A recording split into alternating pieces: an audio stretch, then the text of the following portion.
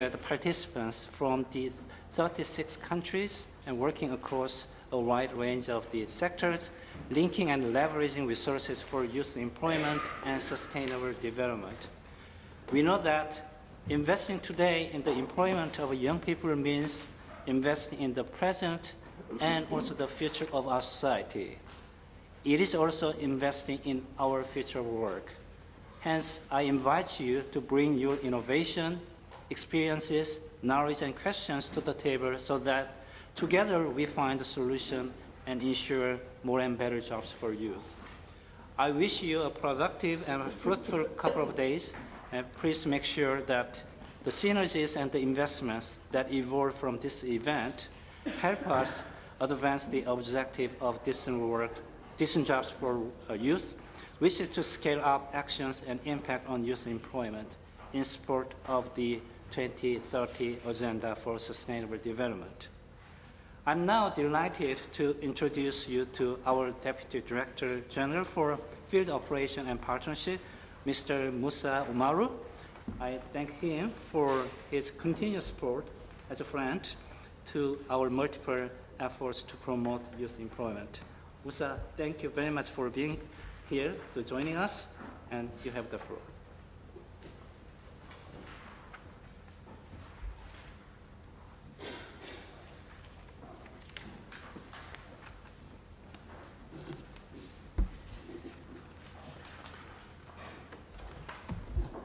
Your Excellencies, honorable guests, colleagues, ladies and gentlemen.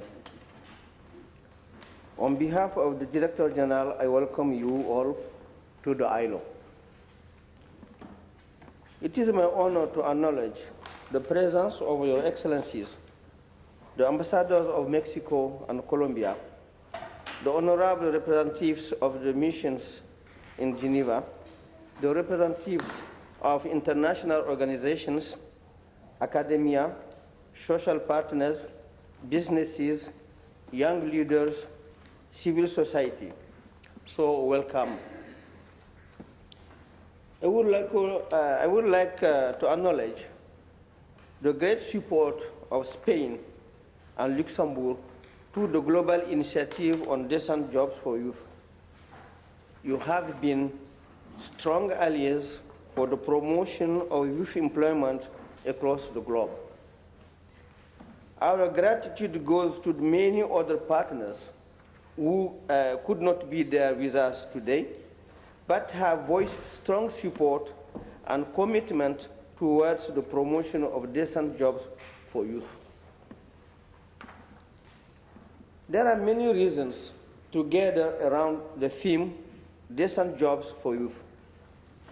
Above all, we have to advance our goal of scaling up action on youth employment in support to the 2030 Agenda for Sustainable Development.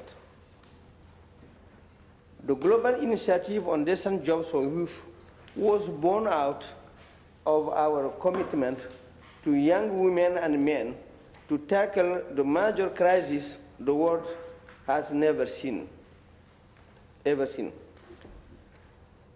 One that impacts our societies both today and tomorrow. Over 66 million youth are without job worldwide. Nearly 145 million youth are working, yet they are being in poverty. These figures show a massive waste of potential and threat to social cohesion.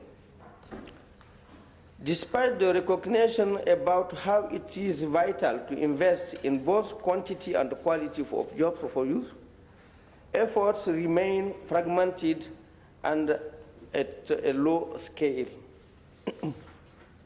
The global initiative is set to address this challenge by scaling up action and impact on youth employment through effective, innovative, and evidence-based initiatives.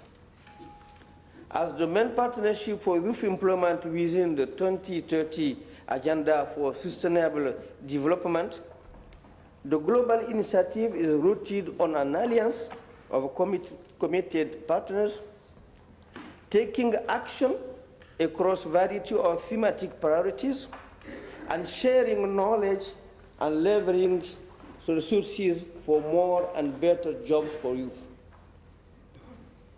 The action of the global initiative are concrete and focus on green jobs for youth, quality apprenticeships, digital skills, support for young people in rural economy, facilitate transition from informal to formal economy, and youth entrepreneurship. The global initiative also targets disadvantaged youth, for example, youth workers age 15-70, who are in hazardous occupations or those in fragile states affected by conflict and instability.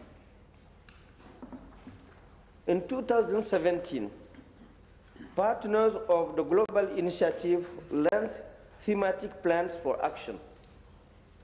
This is our concrete value added and the basis for our engagement with partners at global, regional, and local levels. Excellencies, ladies and gentlemen, the global initiative is a multi-stakeholders partnership and an open invitation to governments, social partners, youth and civil society, the private sector, foundations, the UN system and the regional institutions, parliamentarians, the academia, and the media to join and work together to foster employment opportunities for young people. In order to stimulate their participation and foster synergies, we are dedicating this first global event on decent jobs for youth to innovations. Today, we will have a special focus on innovations across the thematic priorities of the global initiative. We expect this session will not only stimulate innovative thinking, but will also boost the desire to innovate and increase innovation capability within our organizations. Tomorrow, the focus will be on innovations with regard to financing. We have a huge challenge ahead, and only smarter and effective investments will make decent work a reality for young people across the globe. We will therefore discuss, on one hand, how sustainable development is financed, particularly in the context of the 2030 agenda, and on the other hand, the emerging innovations in the financial sector, such as impact bonds, impact investing, crowdfunding, technology-based solutions, and their adaptability to youth employment. To support effective action and investments in youth employment, I'm pleased to launch here the guide on measuring decent jobs for youth. And you have the guide here.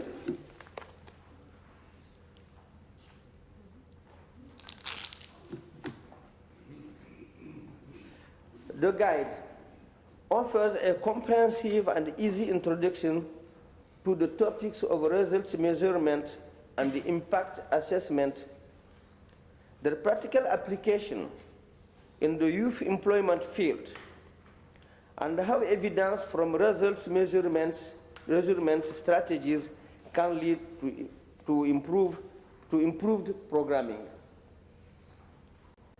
It is our sincere hope that this guide will help partners of the global initiative to make informed decisions when choosing the evaluation frameworks that will contribute to enhancing youth employment.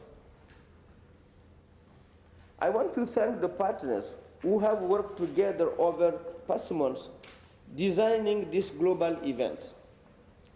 A warm thanks to the quick-off team of the initiative comprised of FAO, UNIDO, UNDP, UNFPA, UN Women, UNEP, and the ILO. Thank you for your support to the event and the strategic work to the partnership. Special thanks to the team of the Global Initiative and Social Finance. Finally, thanks to all of you for coming all the way to Geneva and for making this event a milestone of our joint commitment for decent jobs for youth. Join the global initiative and let's work together to make a difference in the lives of young people everywhere. Thank you for your attention. And now I would like to give the floor to Madame Gulina Van Hol. She is the master of the ceremony. Gulina, you have the floor. Thank you. Yes, my name is Gunilla von Hall, and I will be the moderator, master of ceremony today. So you will see my face a lot, and you can come to me anytime to ask questions about what is going on.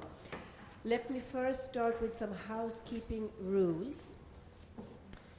We have translations, French, English, Spanish here, and as you have discovered, we have earphones. There's also Wi-Fi during public. When we have questions or comments from the floor, please introduce yourself and tell us where you are from, which organization you're representing. And tomorrow, when the event is over, you should give back your electronic badges. When you go out through the exit, there's a box where you should put your electronic badges. Thank you. Now, I welcome you all for these 2 days discuss this very important question on decent jobs for youth. As we just heard, almost 70 million young people are out without a job today. We have to find jobs for them in the future. And we're going to start with a panel. I welcome up to the podium our distinguished panelists. I think we should go straight into the session so we don't lose too much time. And have an engaging conversation, then have some questions and comments from the floor. So welcome up. You also have in the agenda the presentation, everyone who's going to speak, the exact titles of the sessions and so forth, but that you already have discovered, I assume.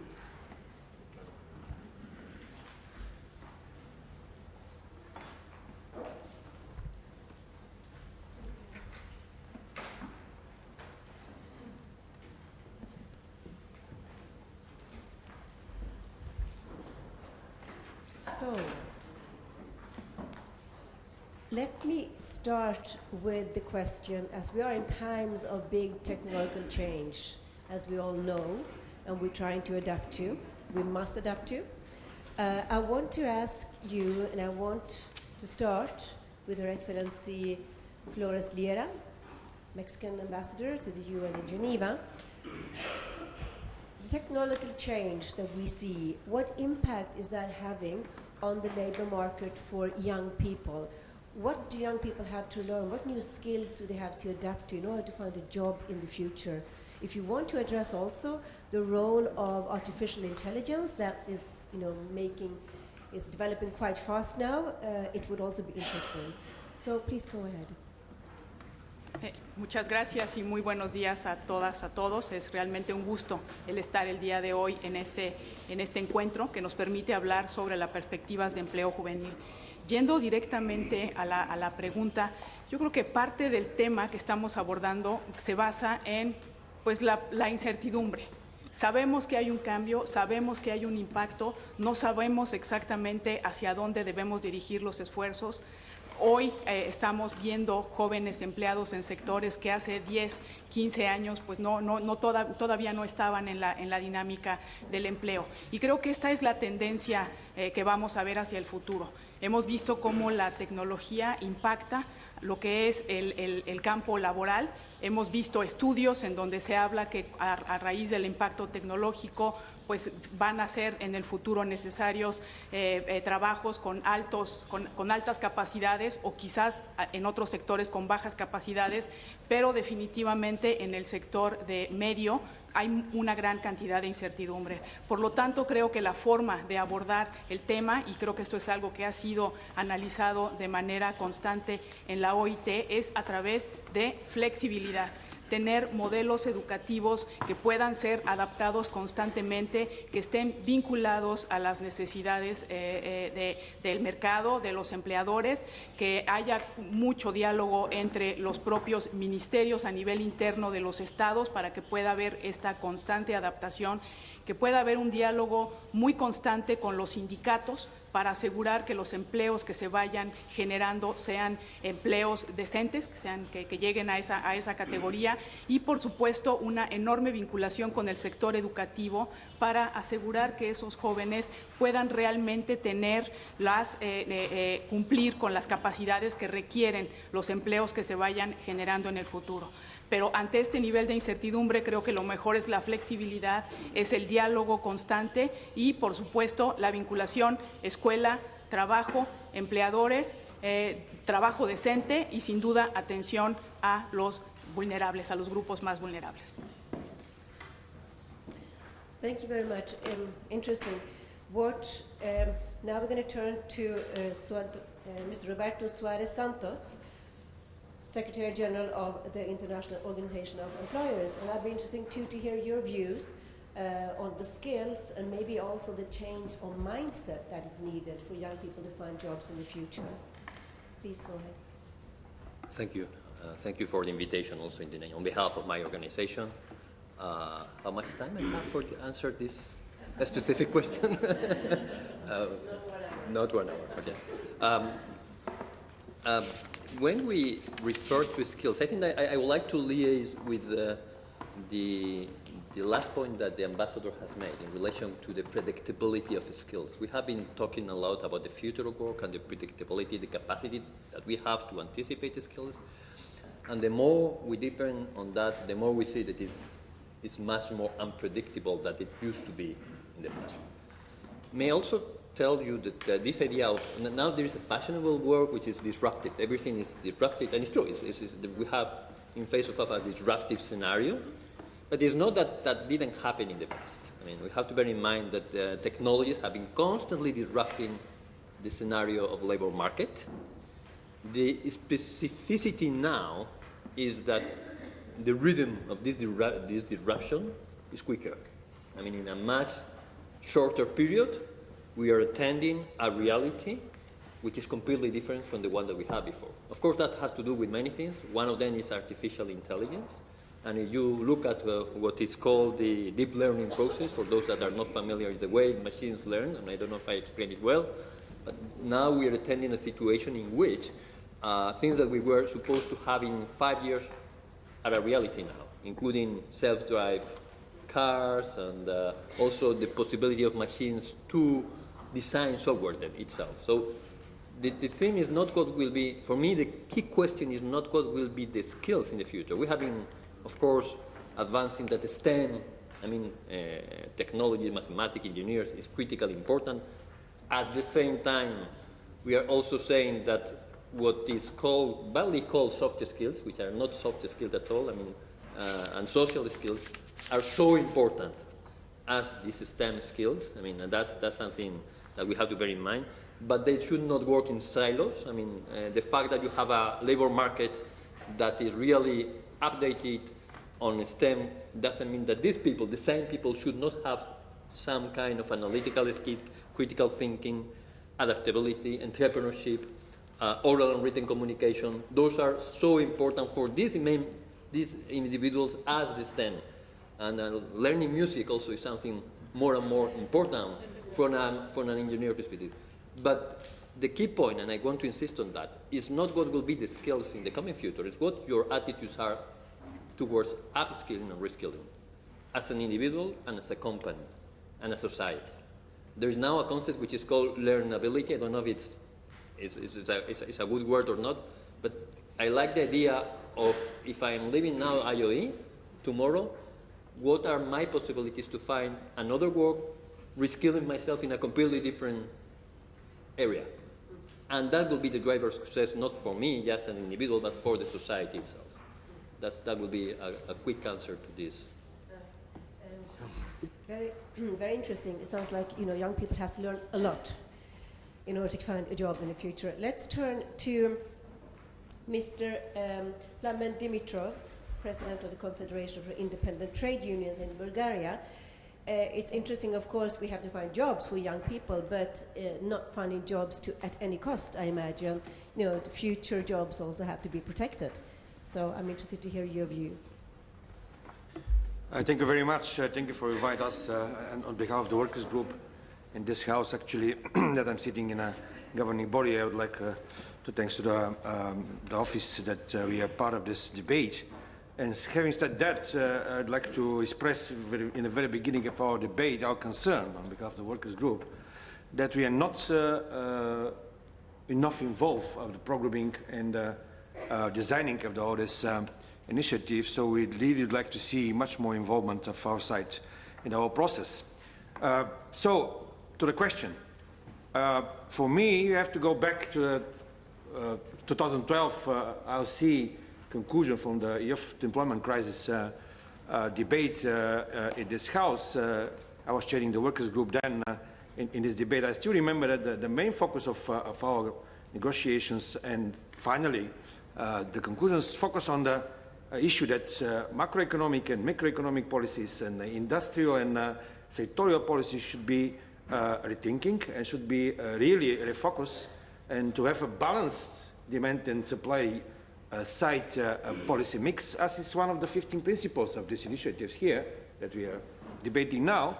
And it seems to me that much be done in this line to create real jobs that actually are good enough, as you said, good enough in terms of quality, good enough in terms of right protection, and the perspective for young people having such jobs are really good enough. So, digital transformation. Two figures. Digital divide and inequality, and mainly illiteracy among the citizenships in the globe, but also mainly on the EU, are really tremendously disturbing. 44% of the EU citizens, not only youth of course, but the EU citizens at all, in general, are digitally illiterate. This is the last figure that the European Commission delivered to us. In terms of present skills that we have to be able to deal with those technological change that we are speaking about now. 65% of the today children entering in the schools will work something that is not appear on the labor market yet. So Roberto was speaking about the predictability of the jobs. As I think it's really very, very, how to say, magic now issue on, how to say, some kind of guessing and making gambling. What exactly will be the work of tomorrow? Despite of that, if you look at the manpower debate, survey, they identify 165 possible jobs for tomorrow, and they are delivering also skills and knowledge in this line. For me, actually, the main point here, as I said, to have a real and very specific macroeconomic issues, to look on how we measure actually developments. We go to beyond GDP. World Economic Forum in Davos. Actually, I'm coming back this Sunday from San Francisco. We were in a ITUC delegation visiting Center for Fourth Industrial Revolution, and we heard about the inclusive development economy index that Davos World Economic Forum is developing to replace GDP as a main indicator of development. So this is a macro issue that we have to start with, and then to go to the specificity we're speaking here. Sharing technological dividend fairly. This is another point for me that have to be addressed very, very critically here. If you want to have enough funding to reskill and upskill the young people, and not only the young people, for the work of tomorrow or for today even, we need to address this issue, and of course to create a just transition fund. Just transition fund both for the climate change issue but also the digital change issue. And we need this on a global, both at the global but also European, very specific level. I'm going to finish my first intervention with a thing that we're discussing in this 1-week debate in San Francisco. We're really thinking about that the new technology, mainly blockchain, should be used to secure the portability of rights, including social protection rights.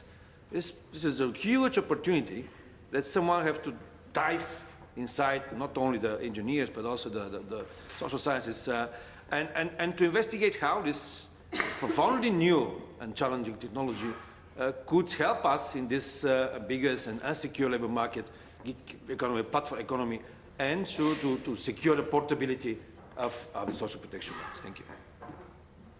Thank you. Yeah, there's some way to go. I'd now like to turn to our young panelists here for comments or questions on what we just heard.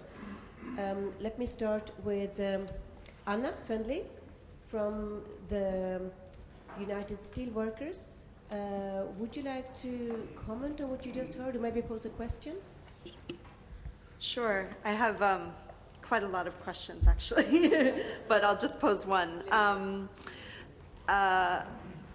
This initiative is called Decent Jobs for Youth, as opposed to just jobs. So I would be remiss if I didn't mention quality of work. As we heard in the opening remarks, 2 in 5 working youth are living in poverty. And when I think about quality of jobs, you know, it's more than just wages, but it's safety, it's the right to organize, it's the elimination of precarious work. And we talked a little earlier about technology. And I think technology is a great opportunity, but it also has its dangers. Many employers and jobs in some of the new tech economy are operating outside of the traditional framework for worker and social protections. And young people are a significant portion of the workers in this field.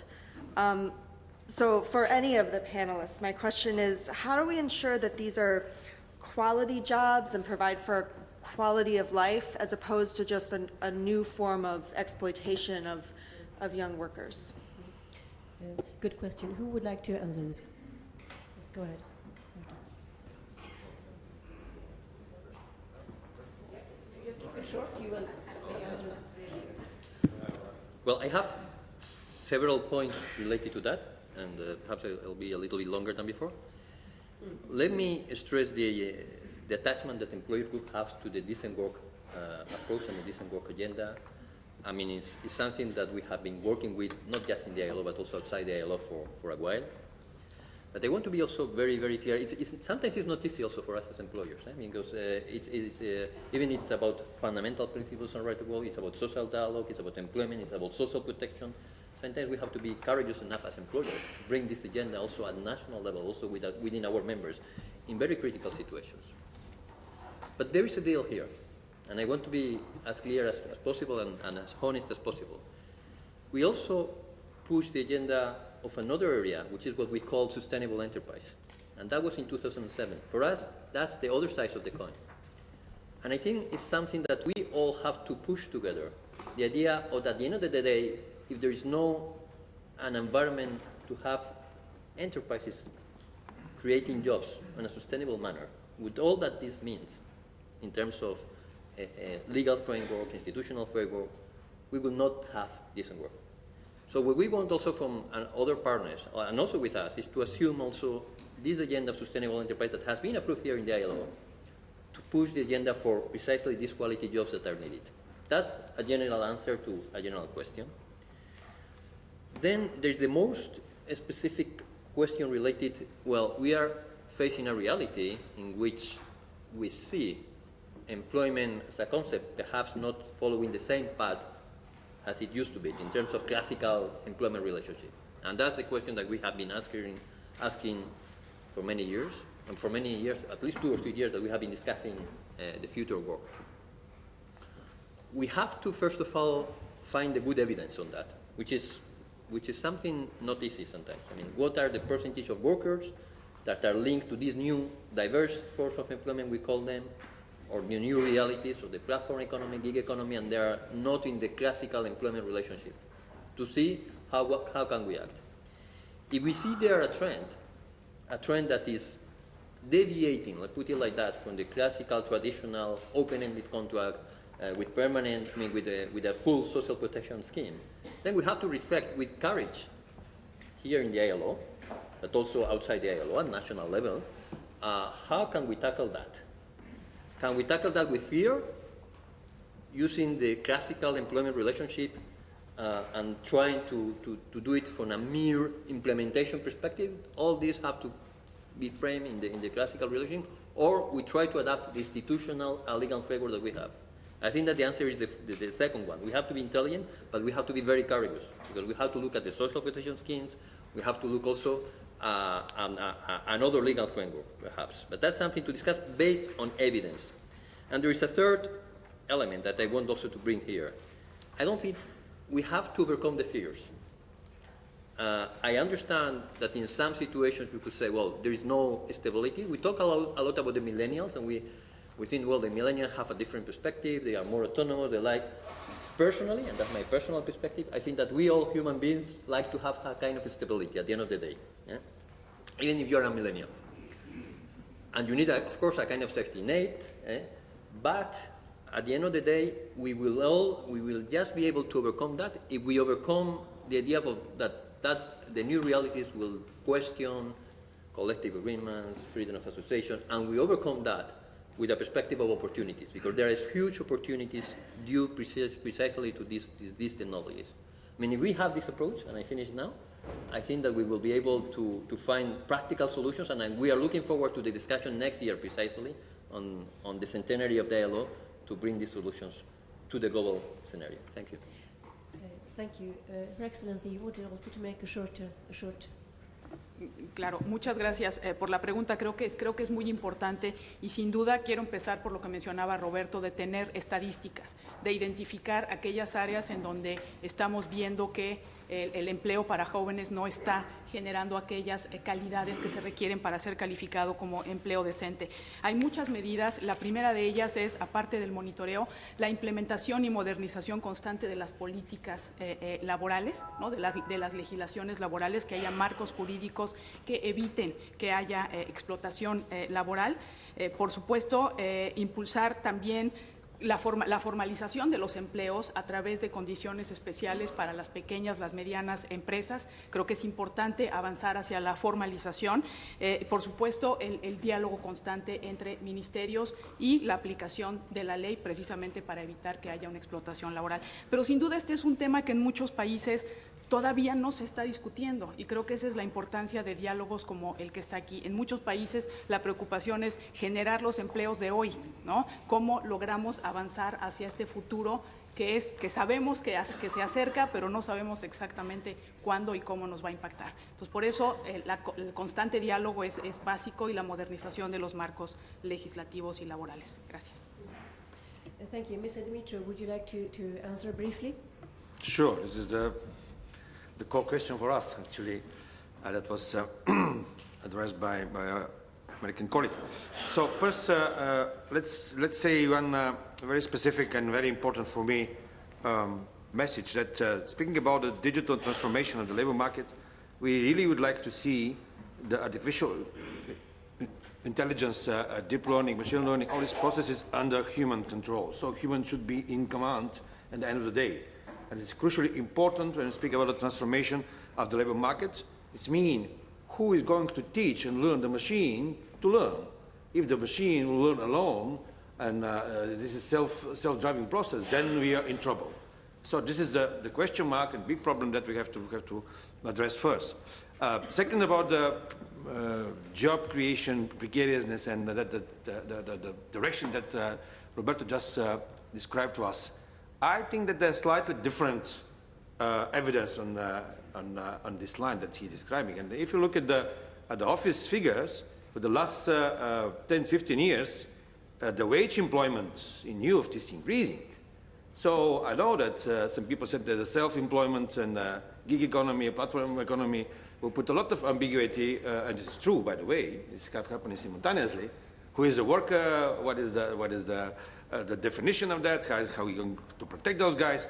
But the figures here are different. 69% actually of the youth 15, 20, 29, I'm quoting, actually currently are employees, and compared with 58 in 2005. So this means the process is still there.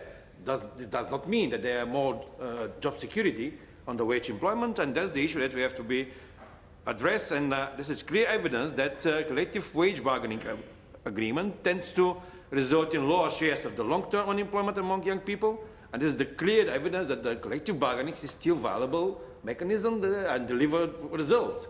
So I don't agree that we have to question the collective bargaining and collective agreement as an issue from yesterday, not an issue for tomorrow. The opposite. I think they have to be adjust and adapt to collective bargaining and the role of the social partners on the labor market to be able to deliver productive and very useful tools and results to the collective bargaining process, and on top of that, to secure the rights for the workers. It is easy to agree if you really want to make a traineeship, apprenticeship paid. Why we did not do this one? Why 6 out of 10 trainees actually did not receive any financial contribution? This is the question mark. This is among us, between our workers and employers. So I can deliver other figures, but this is the issue that we can address through bargaining and dialogue. Right. Let me turn to Noella Moshi. You're a young social entrepreneur at the West Africa Vocational Education Academies. I'd like to have a comment from you, your reflection on what you just have heard, please. Yeah, thank you. Just I have a bit of a question / comment, if that's okay. So very, very briefly, what WAVE does is we find motivated young people, we train them on employability skills, and we match them to jobs. And the importance, and when we're thinking about quality and not just quantity, is income transformation. So it's not enough to be employed or even self-employed, but 1 year after WAVE, have you gotten the job? Now, the question / comments that I have is in an environment, so in Nigeria, in the absence of government kind of enforcing policies such as minimum wage, where WAVE then works as kind of one of our value adds to our customers, to the young person, is being that person who advocates for minimum wage by incentivizing employers to grow their business by hiring people that will stay on the job and will help them to increase their scale. How do we, in the absence of kind of government policy being enforced and just pushing for employers and incentivizing them, how do we mobilize the community to kind of start having these conversations with government? And a second part where we are trying to figure this out also as an organization, and it was briefly mentioned, is in secondary and primary schools, it's become critical to start embedding soft skills training. And how do we then get the community and employers to push for this policy change? Okay, we have time for one answer to your question, because then we have to move on. So who of you would like to comment or answer on Noella's question? Roberto, you want to do it? But just short, because we have to move on.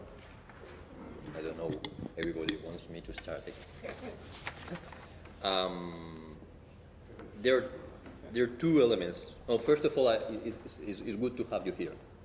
It's very important. I think that's something that we have to have on a daily basis when we talk, of course, about youth employment, but when we talk about the future of work. I mean, the initiative, and both of you, I mean, I didn't want to discriminate anywhere. Yeah. Weak institutions. And we sometimes we talk about the technology, disruption, but we forget that at the end of the day, we are living in a scenario where what we call classical employment is not a reality for most of the population. I mean, the concept of permanent employment as an open-ended employment is just small percentage of the labor market, because we live in economies like the economy in Nigeria, where informality represents 70%, 80% of the. So, and that has to do with weak institutions. We had, I don't know if you are aware, we had a discussion on that 2 years ago. We came up with a recommendation. You could say, well, what's that? What a recommendation? What's the added value of the recommendation? Well, after a recommendation, we should have action, collective action, global action. That's why it's for. I mean, not just to have a recommendation as per se, at national and global levels. And one of the push that we were having precisely on promoting transitions towards formality as employers is to consider that many of these individuals are working by their own, and they have tremendous and huge barriers linked to institutions and the formality that are very high, in a very high level requirement basis, and the same for the relations in general. So we have to identify what are these obstacles to promote transitions, and that would be key precisely to bring young people to the formal economy. The other element is related to minimum wages and incentives for employers really to have at the end of the softer skills element. We think that these called soft skills, which are not soft skills, are very important, should have a kind of horizontal approach in the educational systems. I mean, the idea of having an critical thinking, adaptability, entrepreneurship, oral and written communication. This is not just something that you can forget when we teach mathematics or when you teach any other technical ability. This is critically important, and also entrepreneurship. Sorry to be so. Thank you very much. Now, I want to turn to the floor for two questions. One is from Mr. Daniel Solana, representative of the Spanish Ministry of Labor. I don't know where you are in the hall. There you are. Go.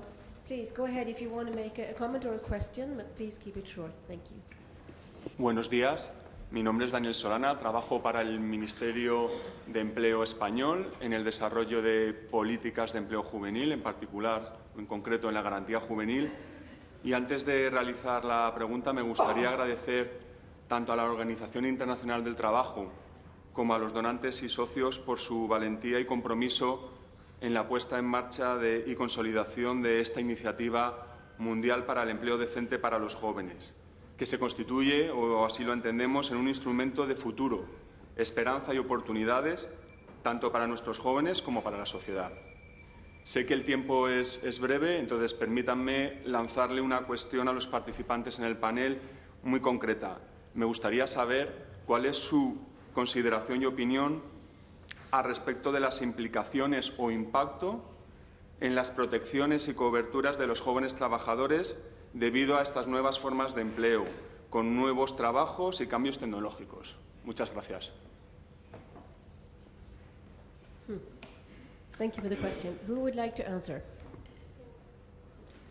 Briefly. Muchas gracias por la pregunta. Creo que es un tema muy importante y que hemos ya abordado en la discusión previa. Sin duda, hay muchos países que no están todavía equipados para poder atender estas nuevas olas de empleo juvenil más flexible, ¿no? Pero sin duda volvemos al mismo tema de contar con marcos laborales sólidos, contar con incentivos para la formalización de los empleos, de manera que aquellas empresas puedan tener algunos incentivos para que los jóvenes puedan formar parte del mercado formal, ¿no? Evitando la informalidad, y por supuesto los mecanismos de supervisión y aplicación de la ley son fundamentales, pues, para asegurar que efectivamente la generación de empleos no sea solamente en cantidad, sino que pueda incidir en un mejor nivel de vida para los jóvenes. Yes, please go ahead. Just keep it brief. Yes, just a short comment. Yeah, I would like to underline that the new technologies, especially the digital platforms, in a way, I'm calling those platforms in terms of trade union point of view, global labor discounters. They are actually making through real competition, online competition, the labor to be much more cheaper to be found out. So the protection that we need, not to push people young people mainly, to be in a precarious situation, not to be protected even from the existing labor market institutions, including the labor minimum wage, social protection, which are in place in the developing world at least. We need, for me, very specific regulations that have to help on both at the global and the European level to identify who is who and who is who in a digital labor market, let's say, because this is another digital way of informality that we are increasing now or imposing now in the labor markets. In addition of this, that is still existing in a developing world, but also in between developed and less developed countries within the globe. So this is very important for me, addressing informality, and there's 40% employed in informal economy, with a very clear and very deep discernment deficit that we discussed 2014, 2015 in this adopting recommendations 204. To add to this one, the new dimension coming from the digital world. Thank you. Let me take another question, comment from the floor, from the UNFPA Director for Geneva, Monica Ferro. Please go ahead. Thank you, Gunilla. Good morning to everyone. Let me follow the words from the delegate from Spain to thank ILO and all the conveners, and also to thank the panel, because there was much food for thought already in this conversation. UNFPA is very honored to be here. We've been partners since the inception of this initiative. And as I think most of you in this room know, in order to promote and to safeguard reproductive health and rights of young people, we work closely with governments and partners to collect and analyze population data, to provide demographic intelligence so that it can inform national policies and planning. And we truly believe that only when young people, in particular adolescent girls, are able to enjoy their rights, then they can achieve their full potential. And we've heard this morning that the future of work is being shaped by two megatrends.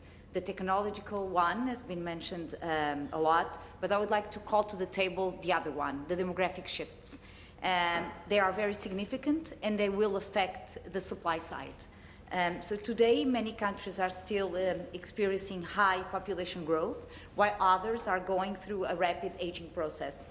Moreover, significant internal and international migration is making economies even more globalized. We are conducting a study, and we've interviewed some young migrants in several major cities, and one of the primary drivers for migration was the lack of work and economic opportunities. So my question would be, how can we ensure that while we are focusing on the new opportunities that are presented by the combination of these both technological and demographic changes, we don't create new forms of exclusion, and we prevent the risk of exacerbating the already existing inequalities between the rich and the poor, the educated and the non-educated, men and women? I know it's a big question, but... It's a big question, but thank you. It's very hard to answer this briefly, but we need to answer it briefly. Who would like to answer?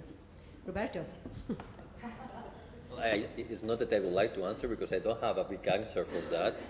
If I may go back just to one of the elements that we didn't raise in relation with the coverage of new forms of employment, of new realities of employment, because I think also related to the demographic megatrend.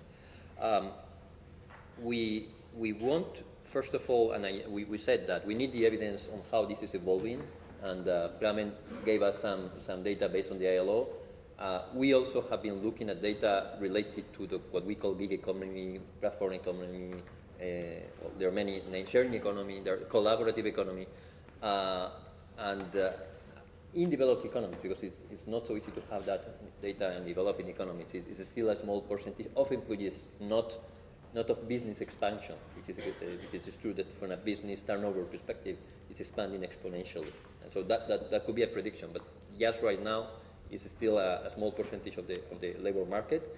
But once we see this trend growing, we have to be able to have the courage to see the coverage of the social protection schemes. But I also want to say That of course we have to look at that from a sustainability perspective, because the social protection schemes need to be sustainable, but also looking at the other role, critical role that the social protection schemes have also, which is promoting transitions from a job to another job.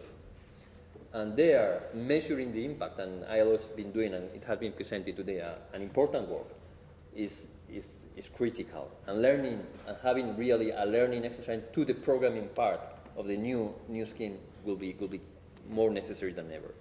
As for demographics, I mean, you have countries like Mexico or like Egypt, countries that have grown in terms of demographic also incredibly from in the last 20 or 30 years, and that's a bonus in terms of youth, in terms of employment, but also a big challenge for the economy. If we want to release the capacity of the economy and the labor markets to create new opportunities, really we have to bear in mind that one of the critical focus will be the access to technologies, access to also skilling. There are many informal ways of skilling people, and also promoting these transitions from one job to the other. I don't think that will be the magic solution, but an ambitious approach from policymakers will make a difference in terms of bringing more people. Of course, migration has an important role more than ever because of these two realities of labor markets with elderly people, and at the same time, but it has to be a very smart migration policy. We are precisely working with IOM on this, and I think that we can also bring the ILO there in this debate. Yeah, this is a big area where we can talk for a long time, but we must keep it brief. Would you like to have a short comment? Her Excellency. Muchas gracias. Es una pregunta muy importante porque sin duda la migración tiene un impacto muy relevante en lo que es el crecimiento económico de los estados, no solamente de origen, sino también los de destino, y creo que hoy estamos teniendo estadísticas cada vez más claras de las contribuciones de la migración y de los migrantes a las sociedades de destino.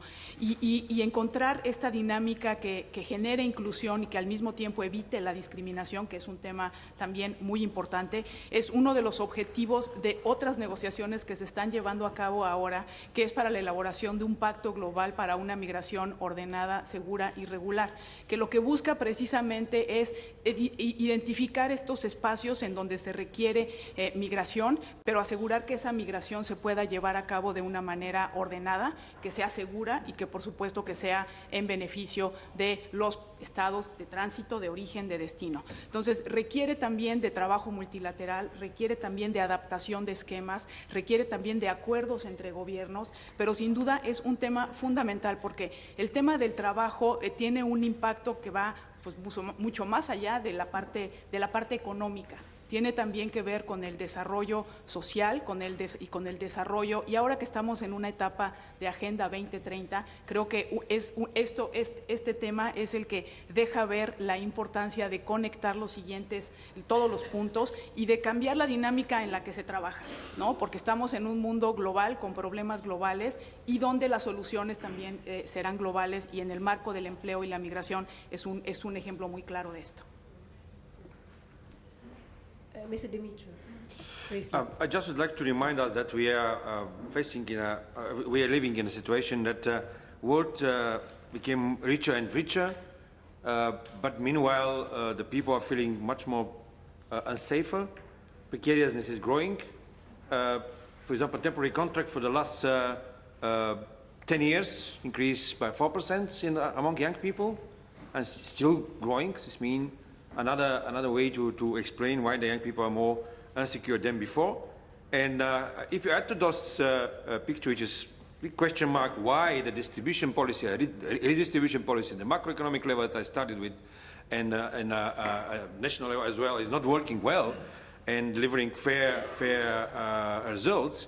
If you add to this conflicts, disasters, climate issues, then the migration flows should be addressed very, very specifically. And this Just Transition Fund that I mentioned in the beginning is really, it's not a magic bullet, of course, not silver bullet, but anyway, this is one of the tools that we see at the global level as a mechanism that should be established and addressed simultaneously. Digital skills developments, but also the climate issues, including migration one. Just to remind us, 70% of the migrants are under 30 years old. So this is the young people of the globe which are moving from one place to another looking for better living. And of course, that I'm saying, organize in different organizations, including unions, but also different other cooperatives and employers, if you want, SMEs. And of course, bargaining is the only invented at this moment working tools to deliver fairness. And this is very crucial for me. Thank you, very interesting. This is a big question, so we could talk many more minutes or hours about it, but we have to go to the next question, and this is touching what you were just saying, the rural economy, the disadvantaged, the marginalized. How are we going to find, with these technological changes, jobs for these young people? A woman in Mali, for example, what should she tell her 13-year-old boy? What should he do in order to get a job in the future? On this topic, I'd like to ask this question to the three of you. Who would like to start? Her Excellency, maybe? Muchas gracias. Cuando hablamos de la importancia de la inclusión, creo que el tema de los jóvenes en las zonas rurales es fundamental, porque es donde hay los mayores retos, no solamente en el tema laboral, sino también desde la etapa temprana, cómo lograr que los jóvenes que normalmente vienen de zonas mucho más vulnerables puedan tener desde la educación básica todos los elementos que les van a permitir tener un desarrollo adecuado, ¿no? Y esto empieza desde el apoyo en materia de nutrición y alimentación, ¿no? Que hay una conexión muy importante entre la nutrición y el aprendizaje. Entonces, que esto va desde programas que inician desde muy temprana edad y, por supuesto, ir asegurando que el modelo educativo le vaya dando a estos jóvenes en áreas rurales todas las herramientas que necesitan para desenvolverse pues, en un mundo más tecnologizado. Y ahí hay retos en materia incluso de conectividad, porque en muchos países no es fácil tener la infraestructura necesaria para que estos jóvenes puedan desenvolverse en una economía digital, pero son los esfuerzos que deben hacerse hoy para invertir en el futuro. En América Latina y el Caribe, que tiene una cuarta parte de su población que son jóvenes, yo creo que un tema muy importante es que el 70% de los jóvenes que terminan la educación superior, ¿sí?, son la primera generación de su familia que puede ir a una institución universitaria. Cuando estos jóvenes, después de llevar todo este esfuerzo de sus familias, llegan a la vida laboral, normalmente se dan cuenta que no tienen las habilidades necesarias para poder insertarse en un mundo en transformación. Entonces, el invertir en las zonas rurales, en generar dinámicas para que haya una mayor inclusión, pero sobre todo para que haya modelos educativos flexibles y que ayuden a los jóvenes en un diálogo con el sector privado a irse insertando poco a poco en el mundo laboral, es fundamental, porque jóvenes que terminan una educación superior, que no encuentran un trabajo, sin duda se desilusionan del gobierno, de las instituciones y no ven muchas opciones para el futuro. Entonces, invertir ahora en todos esos rezagos que afortunadamente ya conocemos porque hay mucha información disponible, pues es realmente fundamental para poder asegurar que estos jóvenes, sobre todo de las zonas en donde hay mayor vulnerabilidad, puedan acceder a trabajos decentes. Thank you. Roberto, would you like to touch just briefly on this? Very briefly, I mean, many of the things have already been said. The rural economy is also very, very specific depending on the country, I mean, in the reality. So it's very difficult to have, but there are three areas, three elements that are critically important. The ambassador referred to the connectivity. I mean, this, we are talking about innovation. At the end of the day, this forum is how we really can make a difference in terms of, so the access to technology, the access to not just internet, but the digital bridge that needs to be filled, could be an element which will make a difference on the rural. It's already making it. It's not necessarily a very costly, always a costly effort from an institutional perspective. So we have also to bear that in mind, and also in terms of international cooperation. The second element is finance. I mean, and we are also talking about innovation, and there are many examples here on how finance can also make different life for many individuals in the rural economy, and there are important experiences that have proved also to have an escalating effect. And the third element is informal learning. It's not just about formal curriculum. How can we bring all the new reality of learning updating and reskilling to the rural area, to the real economy. And for that also the partnership with the private sector, which I didn't mention before, should really be different, because in many countries it's still the case that there is a lot of prejudice of collaborating with the private sector, private education, for an educational system. Thank you. Interesting. Mr. Dimitri, just briefly, please. Thank you very much. Just another perspective in this very specific issue. Of course, agriculture is the most the bigger employer in Africa region, and will remain like that for the next maybe 10 or 15 years. And you have to admit this, despite of the technological changes. And on top of that, we have to admit that job creation at the global level not be enough. Globally, I mean, if you including migration flows, including all the stuff that we are discussing here, just arithmetically, it's not going to be enough. Keeping in mind that the young people are really looking for a job in this part of the world and did not find this one. But there are good examples in the Asian region coming from our side. Self-employed Women's Association in India is one of the very successful, I think, model of self-organizing, making cooperatives in use for the young women also, but also men in such a less developed part of the world, delivering financing tools, including the social protection issues and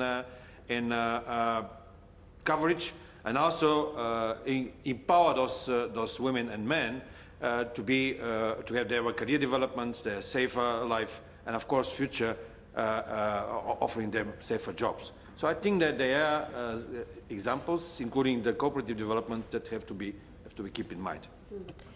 I want to turn again to Noella and Anna. I'm interested to hear your views, or if you have questions on what you have just heard. Noella, would you like to start, please? Sure. One thing that's kind of been playing through my head as I've been listening to this is, if we can show that everyone wins when hiring is more inclusive, then everyone will do it. And I'm scaling down to really our specific examples in Nigeria, right? And technology, just again on inclusive hiring, presents an opportunity to allow employers, whether they're SMEs or even larger scale employers, to hire more inclusively. Because, you know, you get young people migrating from rural areas who don't necessarily have a formal education. And we can show that competencies are more important and more predictive of success than credentials. But employers who have, you know, a stack of CVs with where did you go to university, how many years of work experience do you have, they don't have a simple and cheap alternative to using these proxies. So now what technology can do is it can isolate what competencies are essential for success in a specific job and retention on that job. And how do we measure them? And how do we measure them at scale? And all of a sudden, you're giving an employer, someone who they would never have considered for an entry-level job, this opportunity to see this person and say, you'll perform better than the university graduate, for example. And then as hiring processes become more inclusive, as SMEs are growing their businesses because they're hiring the right talent, people begin to adopt these processes. And that's really what we're trying to push, just aligning incentives and communicating alternatives to the way people are doing things. Very interesting. Anna, I'd like to hear your views. I was very struck by something the esteemed panelists from Mexico had to say about concern that young people will lose hope in the system if they go to university, get these skills, and then don't get a job. And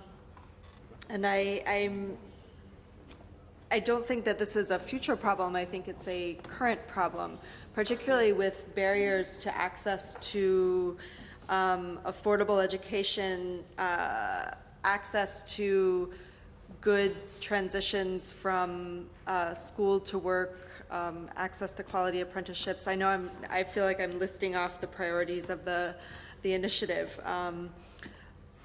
But I think that one of the real dangers in this situation is that young people end up in precarious work and are mischaracterized as entrepreneurs, when indeed they wouldn't be if they could find decent work with a company of some sort in the private sector. So you're both raising very good points, I think. Does any of you feel you want to respond, comment on this? Bueno, Your Excellency? muchas gracias. Muy brevemente, sin duda es un tema actual, pero es un tema que requiere acción desde ahora, ¿no? Y sin duda es un elemento muy amplio que no solamente tiene que ver con el trabajo, sino que tiene que ver con la propia dinámica de relaciones entre los diferentes elementos de la economía. Y por eso creo que volvemos a lo mismo, hay que generar dinámicas flexibles, mayor colaboración entre las instituciones educativas y los empleadores, mayor diálogo con los sindicatos para asegurar que sean las condiciones adecuadas, mejores mecanismos de monitoreo y aplicación de la ley para evitar que haya explotación. Y sin duda lo que menciona Noel es muy importante. ¿Qué pasa con aquellos muchachos que tienen capacidad pero no tienen un título? Y yo creo que ahí para eso también hay una respuesta desde el punto de vista institucional, que es ¿por qué no identificar programas de certificación de capacidades? Muchos países las tienen, ¿no? Para identificar aquellos jóvenes que tienen conocimientos pero no pasaron por la escuela. Entonces tiene que haber un diálogo constante entre los distintos actores para asegurar que haya inclusión y que pues nadie quede atrás, que es el objetivo compartido de todos. Gracias. Nola, you look like you agree. What do you, Roberto, what are you saying about this? Well, just two comments in relation with your comment and sharing of the business case of inclusive hiring. I think that that's something where we as employers, as business organizations, we feel very attached. At the end of the day, nothing will be sustainable in terms of attracting and having a proper inclusiveness of people with a kind of vulnerability in the labor market if there's not a business case there. But I also want to remind that it's very often the case that institutions and the legal framework do not accompany and do not help. So there is a parallel activity. On the one side, it's great to create the business case based on specific examples and the one that we have brought in terms of competence that are essential, that they were not known by many employees, it is a very good one. There are many others, I think.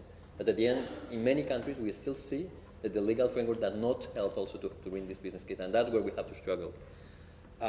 Quality of apprenticeship, I mean, it's something that we are very attached. I mean, we also were the ones creating a network precisely in apprenticeships, but also the idea of having people frustrated in the labor market because they have high skills. And I come also from a country, Spain, where that has been the case of my generation also. I mean, this is always the case. But I still do not understand why in many countries the efficient partnerships, and when we talk about efficient partnerships, I mean knowing exactly what you are expecting as business community, and also having a very effective communication with the educational system, but also with the social partner, is not working.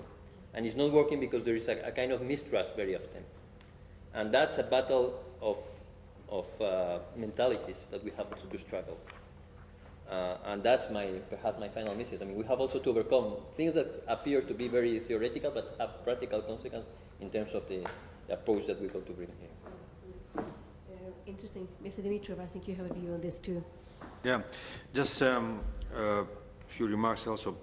Just to remind us that the European Alliance for Apprenticeship, and I think it's very good examples how the social partners, but also governments and academia, other institutions could work. 2013 was established, and there are a lot of things delivered, including youth guarantee schemes, and 400,000 young people benefit from this youth guarantee.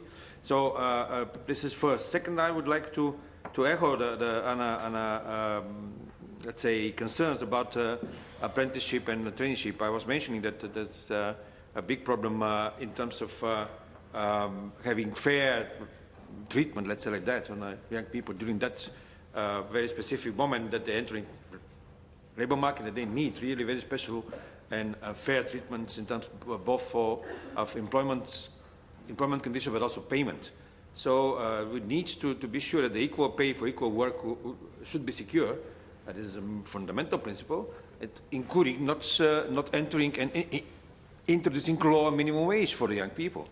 So I think it's the issue that have to be mentioned here again, because it's especially and mainly in developed world this is happening. You know, if you see the figures in a more developed countries, actually for the same work, young people are delivering 30–40% less than the other guys. So we should address this issue also, not only speaking about the specificity in developing world. And the last point, technology in developing world could help a lot. It is maybe strange for someone, but being underdeveloped in some let's say economic and other feature, they are good opportunity to jump directly to the next stage of development. There's such an example, we don't have time now to discuss. In Kenya, Ghana, and other countries, you can find out tremendous good success in using, for example, cryptocurrency in the local markets and developing a system where the financial system is not exist at all. So, including, for example, blockchain. It was mentioning last week from the guys delivering in Jordan a program for cash support through blockchain technology. This is not exactly a labor market issue, but this is how the society could be helped in a way from the new technologies. Interesting, and yes, and when you say, you know, same pay for same work, that also concerns the difference between women and men, that women do not always, the gender issue is also very important, I think. Now I'm going to turn to the floor for one question from UN Women, the UN Women representative, Ms. Diana Russo. I don't know exactly where you are. I'm here. Down there. Please go ahead. You had a question or a comment? Thank you so much, everyone. My name is Diana Russo. I'm working on innovation for women economic empowerment with UN Women Economic Empowerment Section Policy Division.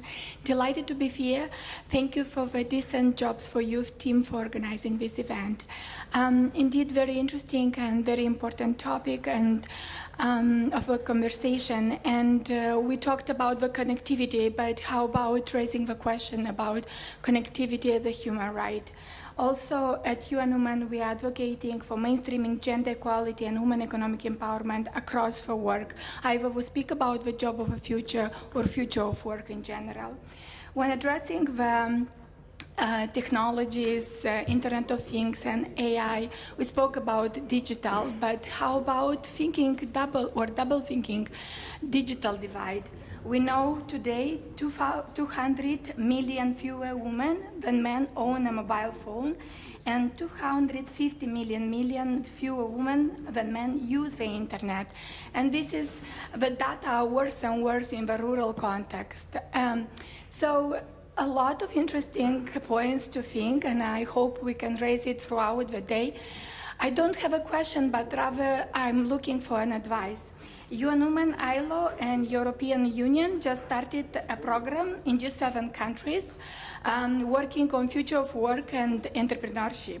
And if we think about and leave no one behind, universality of Agenda 2030, I'm turning and asking you if you would want to mention one key action for our program that could help ensure decent jobs for youth in rural area within G7 companies' value chain, including entrepreneurship, suppliers, and distributors, what this will be.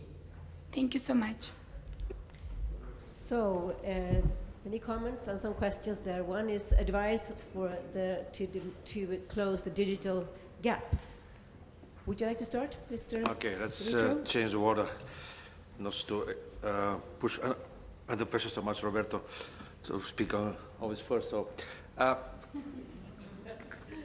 connecting as a human right. I really like this connectivity. I mean, but I would like to underline that this is not a panacea. I will give you an example with my country. So I don't know whether you know, but Bulgaria is among the first 3 countries. If you look at the best broad internet system secured.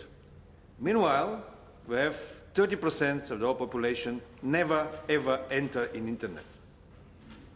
So the other poll, of course, they have 34% of the young people which are living in internet 24/7. They're living, working there, not only young people, but so the digital divide that I'm saying is not necessarily will be cured somehow automatically if you secure connectivity. There are policy that we need to put in place, and both government but also society should implement these policies. And this is a really good issue that we have to raise. By the way, Estonian presidency, FAU, raised this issue as a fifth freedom of European Union to secure connectivity and the internet, free internet access. So I think it's really good idea to fill up this digital gap, to start at least to fill up, but don't forget that we need measure to educate people, to deliver them digital skills beyond connectivity being established in place. Her Excellency. Gracias. Muy brevemente, yo creo que además del tema de la conectividad, en materia de género tenemos una brecha enorme que nos deja ver que debemos reforzar las acciones para asegurar la inclusión de las mujeres en el mundo laboral. Algunos de los datos son realmente aterrorizantes, ¿no? Primero, que la participación de la mujer en el mercado a nivel mundial se redujo un 3.2%, pasando de 52.4 en 95 a 49.6 a finales de 2016. Esto es casi 26% menos respecto de la participación de los hombres. Tenemos un tema también de remuneración de la mujer. Tenemos un problema de cómo acceder, cómo la mujer rural puede realmente beneficiarse del mercado laboral. Creo que esto nos lleva a tomar políticas públicas que permitan que esa mitad de la población mundial realmente no sea discriminada y que pueda tener condiciones para llegar al mercado laboral de manera igualitaria. Entonces, sí creo que es una llamada de atención, creo que es muy importante fortalecer las políticas, y si hablamos de mujer joven rural, pues todavía tenemos desafíos muy importantes. Todos los países han estado viendo de qué manera pueden ir cerrando esta brecha. Hay ejemplos, pero sin duda la colaboración entre gobiernos, entre comunidades, entre el sector productivo y, por supuesto, los sindicatos es fundamental para que podamos dar ese impulso que se requiere, pues para que las mujeres realmente puedan estar en condiciones de igualdad accediendo al mercado laboral. Thank you. Now we're going to go to one last question from the floor. The representative from Luxembourg, who I invite to ask a question or make a comment. Ms. Anne Goder, please go ahead. Thank you very much. Actually, I'm going to speak in French. This is fine. Permettez-moi tout d'abord de remercier le Bureau international du travail pour l'organisation de cette importante conférence. En tant que partenaire de longue date du BIT, le Grand-Duché de Luxembourg n'a pu que s'engager grandement dans l'élaboration de l'agenda 2030. Ainsi, en suivant les objectifs 4 et 8 de cet agenda, le gouvernement luxembourgeois poursuit son engagement tout particulièrement dans les domaines de la formation professionnelle, de l'emploi, des jeunes et de la protection sociale. Le Luxembourg assure son soutien financier au programme de coopération au développement de BIT par le biais de contributions volontaires et thématiques, tant au niveau national, régional que mondial. En 2014, le Luxembourg a rejoint le groupe des donateurs au compte supplémentaire du budget ordinaire. De ce fait, mon pays, dont la contribution s'élève à 1 million d'euros pour l'année 2017, permet au BIT une flexibilité et une prévisibilité maximale dans la programmation de ses propres priorités développementales. Mon pays accorde une grande importance à l'emploi des jeunes dans son objectif d'éradication de la pauvreté et de développement socio-économique durable. L'initiative mondiale pour le travail décent des jeunes, qui nous réunit aujourd'hui, présente de nombreux points de convergence avec les priorités de la politique de la coopération luxembourgeoise, tant dans ses aspects thématiques qu'au niveau de l'approche de partenariat multi-acteurs. Le chômage des jeunes est l'un des plus grands défis de notre époque qui, en tant que phénomène mondial, affecte disproportionnellement les pays les plus pauvres. Ainsi, je me réjouis d'annoncer en cette occasion que le Luxembourg soutient cette nouvelle initiative globale Emploi décent des jeunes hauteur d'une contribution de 2 millions d'euros pour la période 2017-2018, dans le but d'intensifier l'action et l'impact sur l'emploi des jeunes. Mesdames et messieurs, mon pays, tout au long de ces dernières années, a soutenu les projets mis en œuvre par le BIT dans les pays les moins avancés en Afrique, en Asie et en Amérique latine. La plupart des pays partenaires de la coopération luxembourgeoise se situent en Afrique de l'Ouest. C'est par rapport aux pays les moins avancés que j'aimerais poser la question aux panélistes. Si vous pouviez peut-être nous donner quelques exemples de nouvelles pistes pour l'emploi décent des femmes en milieu rural. Permettez-moi finalement de rappeler qu'il est de notre devoir et de notre responsabilité d'assurer les meilleures conditions de vie pour les générations futures. Nous sommes tous concernés. Je vous remercie de votre attention. Thank you. So, one question, short answer, decent jobs for women in rural areas. Who has the answer? Well, I'm not going to, because I think this question is closely connected with the question raised by the representative of UN Women. I think she referred to the right to connectivity, but also she specifically asked what will be a specific measure that could help to bring the agenda of gender equality precisely on the real economy and also linked to the digital gap. And you make a reference to the non-panacea approach, which I share. At the same time, I want to raise an element which could be very, very useful. At the end of the day, it's not just the connectivity per se, but the access to new competence that connectivity brings you. And that's a key driver. That's a key driver. It's not just to be connected. It's how can we use this connection to have access to some critical education that otherwise I wouldn't have. And now it's possible, and it's cheap. It's relatively cheap. And we talked about social skills.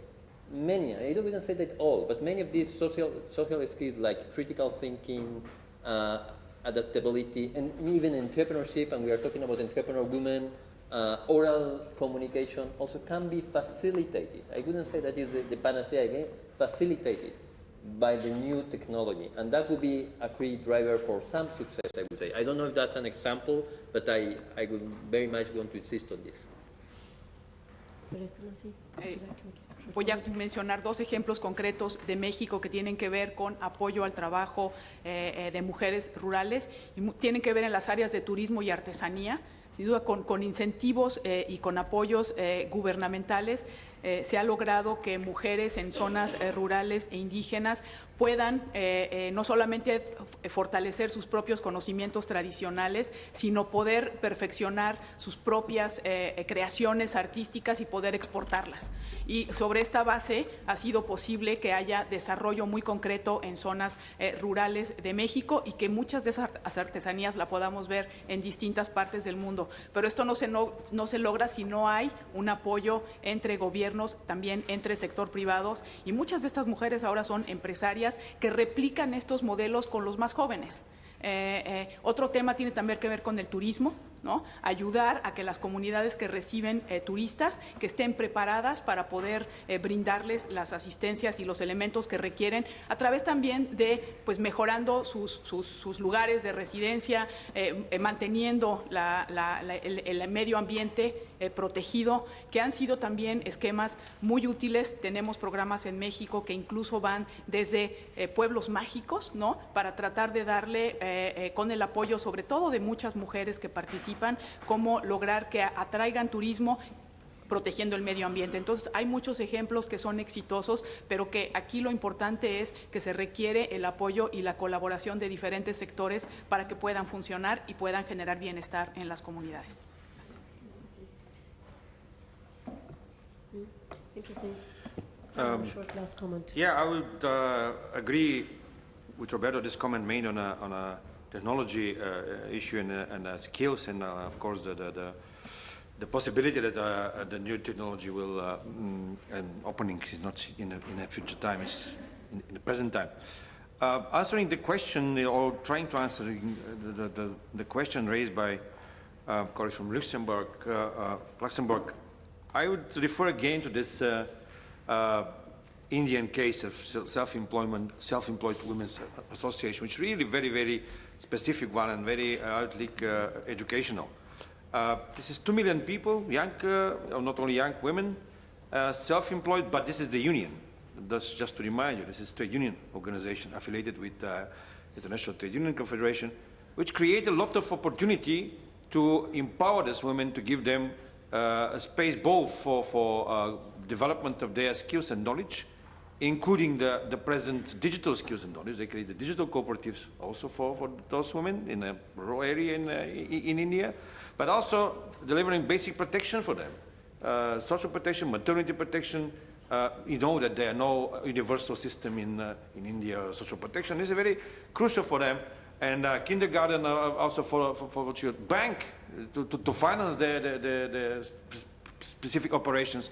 And now they are engaged in different projects, including the blockchain technology, but also the green technology. They're delivering solar empowered pumps for their local community needs, just to develop specific agriculture work, or to secure this work to be developed. So there are good examples, not only in Latin America, that we know, I think, much more deep in Africa, but also in Asia as well. Thank you.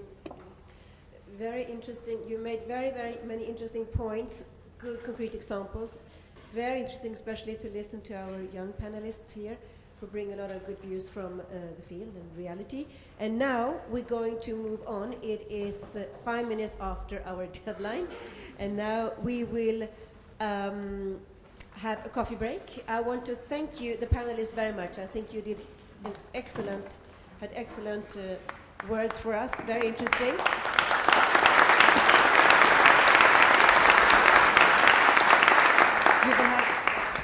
You will have a chance to discuss further with them, because these topics are huge. Now, coffee break, meaning you go out the door and to the right.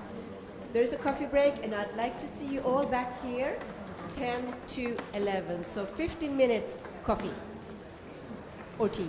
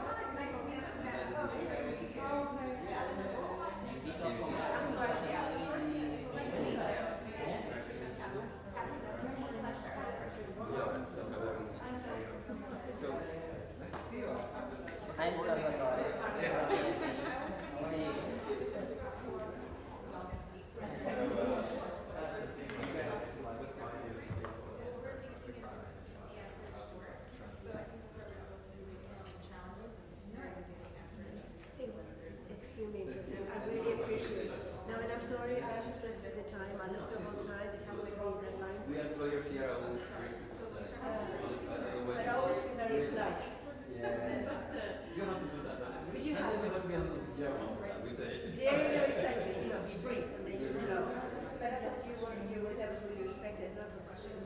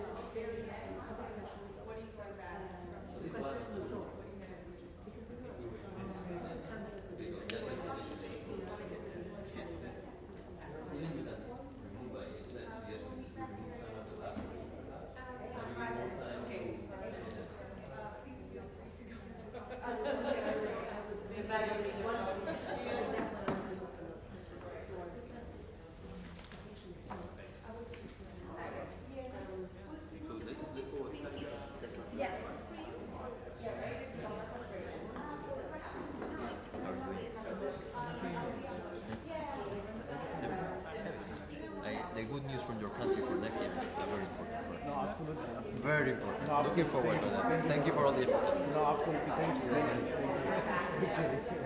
Thank you, my brother.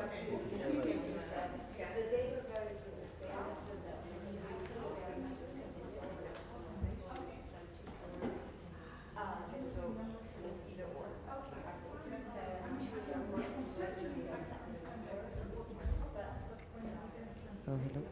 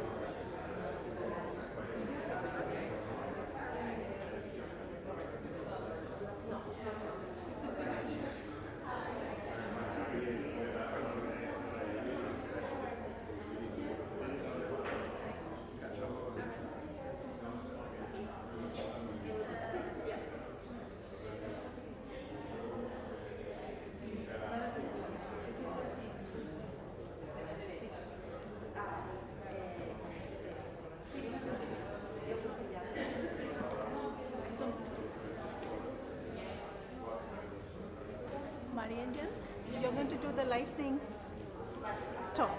Lightning talk.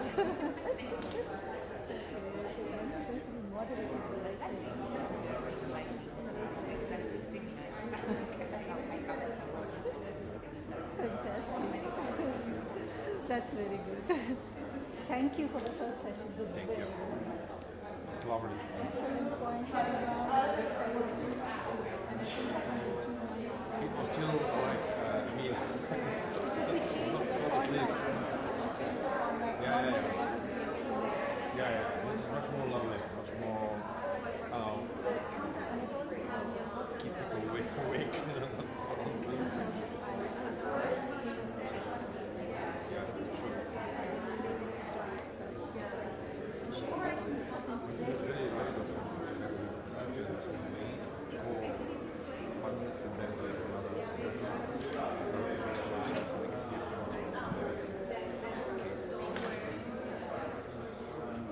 So the morning shows the day and the rest of the I also have something to say about the involvement of the work.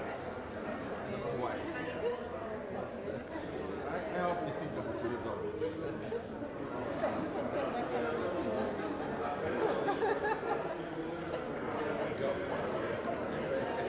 I have to do it.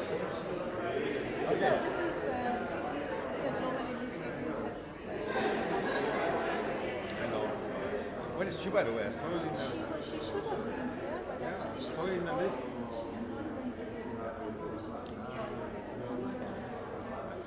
in fact she was moderating a session tomorrow.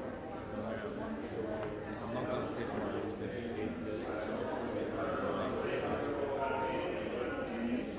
Thank you for inviting me.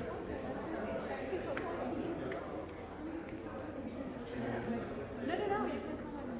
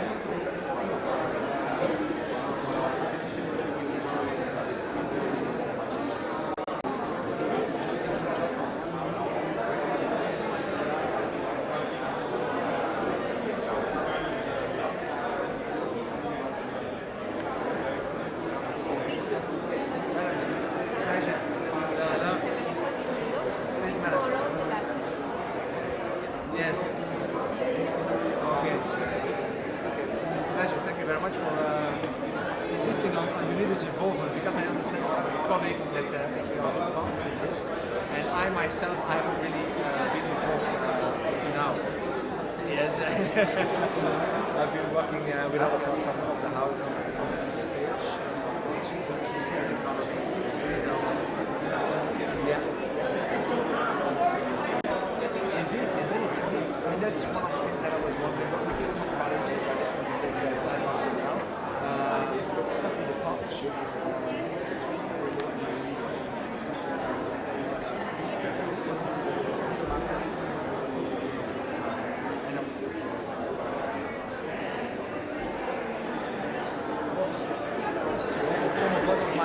Very good, and you retired me. You're very nice, very nice. Oh, in Bangkok. Oh, really? Okay. So he was your boss for recently.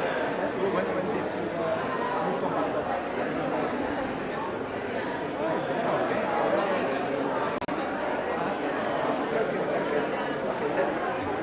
Yes, I did. I've been there. And when I was 4 years ago, he was my boss. Very nice guy. Yeah. So it's a pleasure. It's good to make your acquaintance, and then we will be in touch outside of this event. We need to discuss the partnership. But we are here. With Louis' office. It's a very small office. It's me and the secretary. That's it. The best within the party. Take your seats.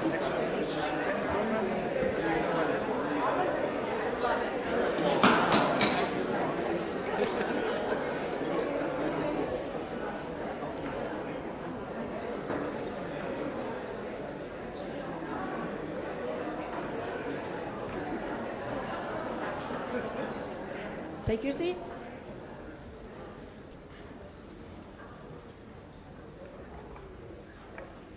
So we are going to continue. I hope you had a good coffee or tea break.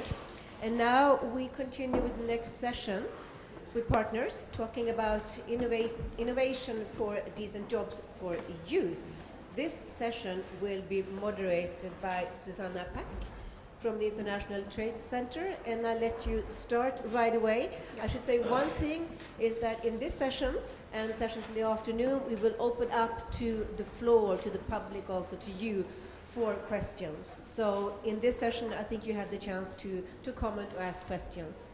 So go ahead, Susanna. Thank you so much, Gunilla, and welcome back, everybody. We'll jump right in with a brief introduction of all the esteemed panelists that we have. Starting right from the right, this is Catherine Rowan, who is the Vice President of Human Resources for the Americas and Global Youth Initiative Human Resources Lead at Nestlé. And to her right is Florencia Spangaro, who's the Director of Programs at the Citi Foundation. And then we have Antonio Correa do Prado, who's the Deputy Director for Social Policies and Rural Institutions at the FAO, or the Food and Agriculture Organization of the UN. And last but not least, we are happy to have here with us Alejandra Sainz, who's the Director of International Relations at the International Youth Organization for Ibero-America. So welcome to everybody. We'll jump right in. First question for both Alejandra and Catherine. In terms of some of the challenges that we discussed this morning, whether it's disruption or digital or getting the rural people involved, how are we doing so far, and can we do more? Whoever would like to start. Well, good morning, and thank you, Suzanne, to make these key questions about youth employment. Especially many thanks to ILO to lead this global initiative and to invite here all of us. On behalf of the International Youth Organization for Ibero-America, let me put on the scene a strategic question with the objective to give some ideas about these questions. Youth plus decent jobs equal autonomy, inclusion, and well-being. This equation further denies the complexity of youth employment, allowed us to identify the opportunity to strengthen scenarios where being young means to be active, to be transformer, and especially to be protagonist of development.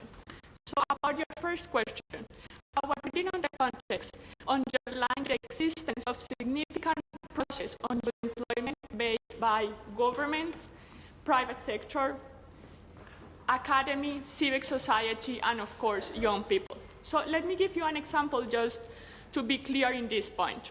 OIJ led the building process of the Ibero-American Youth Pact, signed by the 21 heads of state of Ibero-America in 2016. As a response of this political agreement, in 2017 and 2018, we have been celebrating the National Youth Forums on Youth Employment in more than 11 countries, and we are continuing this year. And by the way, this is our commitment to the global initiative. And two of our main partners are sitting here today, ILO and Nestlé. So in this process, we have been listening to young people and governments who have worked hand by hand with private sector to define the challenges and strategy to promote youth employment. The main conclusion of this process defined the need to strengthen the role of public policies in three aspects. First, to promote the social dialogue and to guarantee the youth participation with high impacts.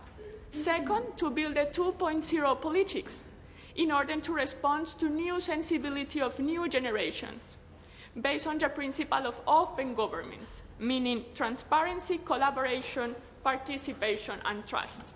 And third, to strengthen equality in policies, based on the understanding of youth diversity and their specific needs.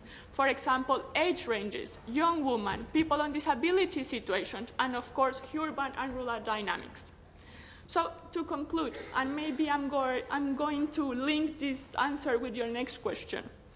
The recognition and action on these meeting points allowed us to address the investment that is happening right now on youth employment by the crucial understanding that we need to work this path together in a frame of a youth alliance, in a frame of a global initiative like this one, by answering to youth needs with specific programs and initiatives, and by understanding that investment should have a guiding thread on national, regional, and global levels.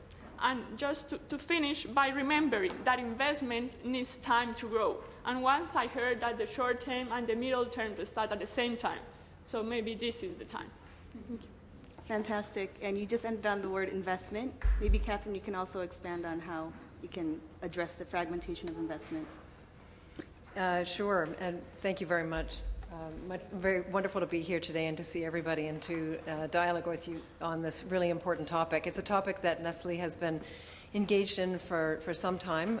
We have an office just a little ways down the lake, down Lake Geneva, and we've been really seized by this topic since 2013, mainly because of, at the time in Europe, the very high degree of unemployment in young people. And since then have realized the enormity of the topic, not just here in Europe, but also in other places. And more recently have taken on the challenge to address this topic on a global basis and do it from the standpoint of several pillars. One of them being employability and employment. I guess the question that you originally put was, are the measures up to the challenge? And I think this, you all got this in your kit. This really describes in very clear terms what the challenges are, and I think the speakers this morning did a great job of identifying where the gaps are. Are the measures up to the challenge? I would say there is a lot happening. The fact that we're all here today is a great indication that there is a spirit and a desire to move forward. Are we doing enough? Probably not. And I would say that there is a lot that can be done, and I do believe that there is a lot that can be done by all sectors in society, in civil society, and in the entire community, and in particular in the private sector. In the private sector, we have a role to play, and we are fully committed to that as an organization, as Nestlé, and it's one of the reasons why we have been so specifically very, very proud to be partners with OIJ and also proud to partner with other like-minded organizations and corporate organizations and non-private sector organizations. The issue of investment and fragmentation. The issue of fragmentation is an important one, I think, that needs to be addressed, and one that we see from a policy standpoint on a topic that is near and dear to our hearts, and that is the topic of apprenticeship, for example. Here in in Switzerland. It is part of our DNA. It's part of how companies and society grows up. There's an expectation that corporate partners will play a role when it comes to apprenticeship, and it works extremely well. There are other jurisdictions where it is not on the map, and I would say that it's in partnering together that we can start to play a role in kind of exporting great ideas, such as those that we have here in Switzerland, to other jurisdictions, and other jurisdictions to start to make a difference, so that we can embed the notion and concepts of apprenticeship and traineeship, and ensure that we have better investment towards that end. So I'll stop there. I'm sure there's lots more to say. Thanks so much, Catherine. So the word that we're hearing is partnerships, so that leads us perfectly well into the next couple of questions for Antonio and Florencia. All of the partners here are already contributing to the Decent Jobs for Youth initiative. So can you, Antonio and Florencia, talk about what are the innovative contributions that your organizations are already making? So thank you so much, and I hope you can hear me. I'm Argentine, and I'm very loud generally, and when you put a mic, it gets a lot worse. But thank you so much. I'm very humbled to be here on this panel and among all of you.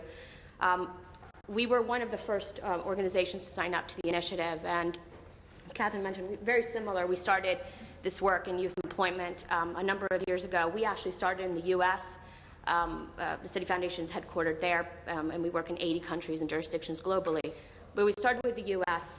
To learn, to understand a little bit more what was happening and how philanthropy, I'm speaking from the lens of a funder, from a philanthropist lens specifically here, to learn. And then last year we doubled down and we took this initiative, which we call Pathways to Progress, at the global level. And we doubled down by making a public announcement by pledging $100 million in philanthropic funds across the world to help serve at least 500,000 young people. But as many funders in the room today know, just for the funds itself is not enough. We also want to be part of the learning agenda. We want to be part of the technical assistance agenda. And more importantly, we had a lot more value to give through employees. So the City Foundation is the philanthropic arm of Citibank, Citigroup. And what we pledged last year as well, on the company pledge, is to actually deploy at least 10,000 city employees as volunteer mentors and coaches. We strongly believe that building social capital network and building that piece for young people is incredibly important. It was our first time that we made a public commitment of this sort. 10,000 may not look or sound like a lot, but these are around deep interventions, long-term mentoring and coaching programs, not one-off hand-based volunteering efforts, et cetera, much stronger interventions. So we have this commitment of $100 million. We're working with many of you actually in the room today around these partnerships with nonprofits, these nonprofits that are really the change agents on the ground, linking up with government policy to create large-scale impact.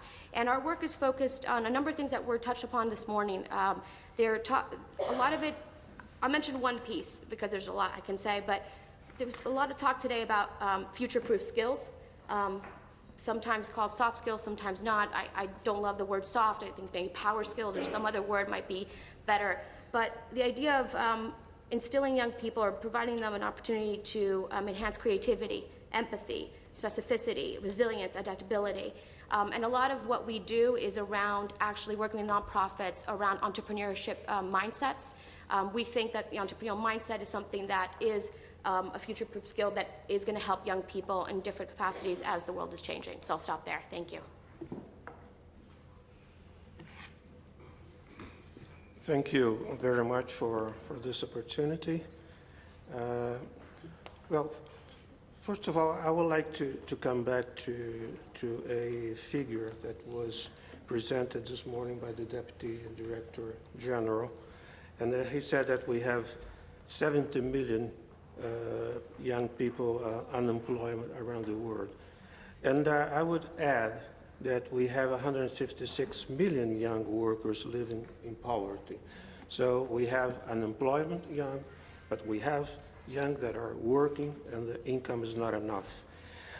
When we are asked, well, what would be the solutions for this kind of thing, and if one specific stakeholder would be enough to handle this problem? Well, it's very clear that when we talk about this, and Ms. Saenz already talked about investments, we have to say that 75% of the investments in the majority of the countries are private investments. 25% are public investments. But the public investment has a very important role, that is to signalize to the private sector where will be the new frontier of accumulation. So this is something that is both of these social actors have to be together in this kind of initiative. When I see this symbol here, it's half of the symbol that we already know that's related to the Agenda 2030, we come back to the issue of fragmentation. Sometimes we think that the sum of fragmented initiatives will result in a positive outcome.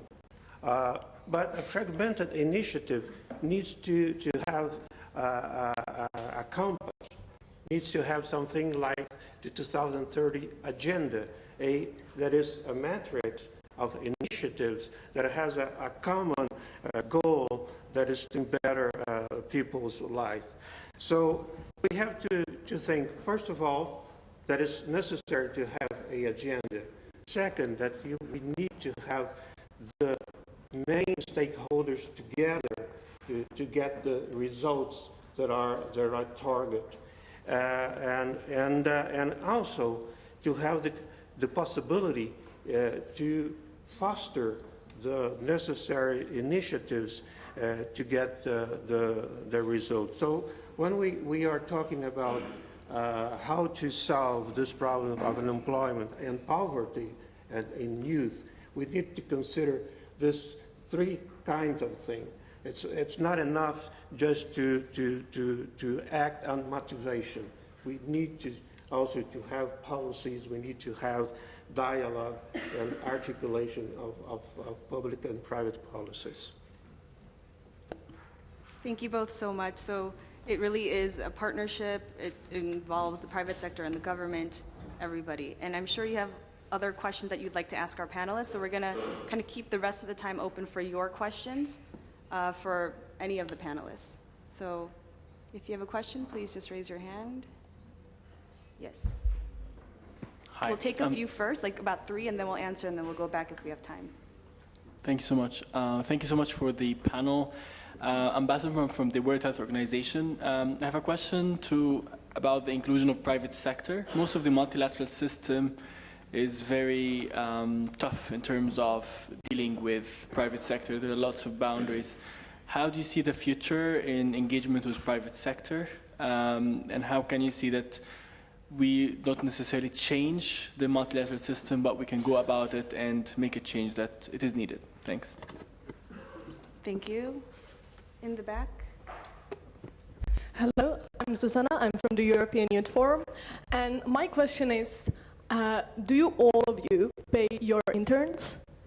Why the questions of the internship is not included in this initiative? We all know that this is a huge problem in the whole world.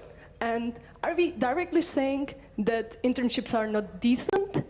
Because when we don't involve them in the decent youth for jobs, because definitely you and interns sleeping in the tent here in Geneva are not really qualified as decent. Thank you. Thank you. We'll take one more for the first round. Yes.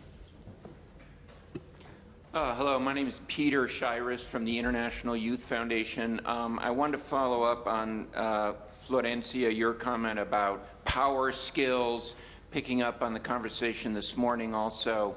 One of the elements, or two of the elements that we find particularly important in the training in these power skills, soft skills.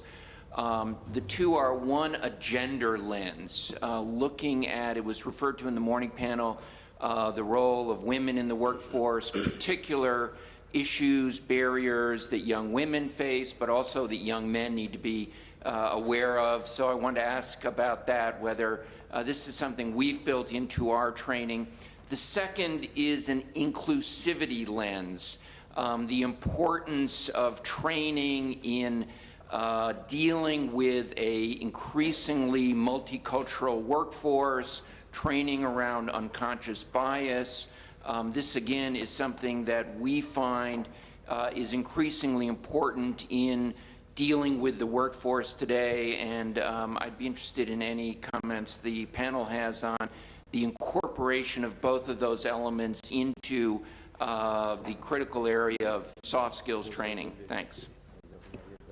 Thank you so much to all three of you for the questions. I leave it up to our panelists whether you want to tackle one or all. I know one question was directed directly to Florencia, so I don't know if you want to take the start about the power skills training and how we can really equip the youth. Sure, but I imagine that my fellow panelists will have much better answers to that question. When I don't know the answer, I will admit to it. And I admit to, I have to look into it a little further. I'm not sure I quite understand the specific kind of lens you're looking at. But in terms of inclusivity, unconscious bias, gender lens, absolutely. I think that a lot of our partners are looking at those specific kind of, I wouldn't call them skills, but I mean, those lenses as they develop or evolve curriculum, training programs, as well as, it's not just the skills, right? A lot of our programs, and yours as well, will talk about the skills, but also connecting them to jobs. And those jobs also have to be receptacles for that kind of decent and inclusive environment. So it's both, but I don't know if I answered your question. I will just mention one thing, is around the internships piece. Absolutely, but I will say two things. We're actually commissioning some research because it's not very clear what the frameworks are in a lot of countries around internships, the systems and the policies in place. We have actually and this is a little technical, and I'm sorry if I'm boring you right now, but when this issue has come up with a lot of our nonprofit partners, we've actually included in our grant agreements actual statements around having to pay appropriate remuneration for internships, apprenticeships, whatever the name is, but basically any work that's done by anybody. But it's not as clear, and the field needs more research, more learnings, more best practices, and more, honestly, some more probably off-the-record conversations around these issues from all lenses, not just the philanthropic, nonprofit, but also government, private sector, et cetera. Thanks so much, and I hand it over to Catherine for insights. There we go. Perhaps, Peter, just to address your questions about the power skills, we're tackling that in terms of taking a look at how do we ensure that young people have the skills necessary to enter the workforce, because we believe fundamentally that that first job is the most critical one, because if they don't get that first job, they're not going to be able to make that transition between education and the workforce. So what we've done is and this is one of the pillars of our youth initiative that we started in 2013. It's one of the 4 pillars. It's all about readiness for work, and it really is preparing that young person for their transition from education to the work setting, helping them with developing their CV properly, helping them with an interview process, helping them to really understand what employers are looking for, really getting them set and ready for that first job so that they can actually break through the clutter and be that young person who gets that job. It's great work. We've been doing this across the world since 2013, starting here in Europe, then in the Americas, and now globally since last year. And it really has been exciting to see kids come alive, and I say kids affectionately, and really, understand the power of what it takes to get that first job. We're doing a lot of it in person in job fairs. but also in workshops, going out to universities or even high schools, vocational schools, to have those in-person training sessions, but also doing it digitally. We talked a lot about the digital era and the importance of it. Clearly with young people, it is the way that they communicate. And so for many, they're getting a lot of this information online, and we're making it available online for folks. On the topic of inclusivity, and this is something that we hold really close to our heart as well. We've been on a crusade to improve our gender balance as a company and to be more inclusive and diverse, and going beyond gender, obviously, in terms of the topic of diversity and inclusion. For us, we've put a lot of stock in training around unconscious bias, so that our line managers, as they're going to recruit and to hire, are in a position to really cut through the clutter and make sure that they're looking at people in terms of all the talent that they can bring to the party. I guess, and finally, we absolutely pay our interns. It is a rule. We don't care what the laws are in the countries that we operate. We pay our interns. Thank you both. Alejandra or Antonio, if you have any responses. And I think we haven't addressed the question about how the private sector can also play a bigger role in the multilateral system, if you wanted to tackle that, or the other questions as well. Well, I'll start with internship thing. FAO, of course, pays the internship, and also we have a commitment of training the people that is working with us. Well, about training, most of the projects that we have in FAO is on capacity building.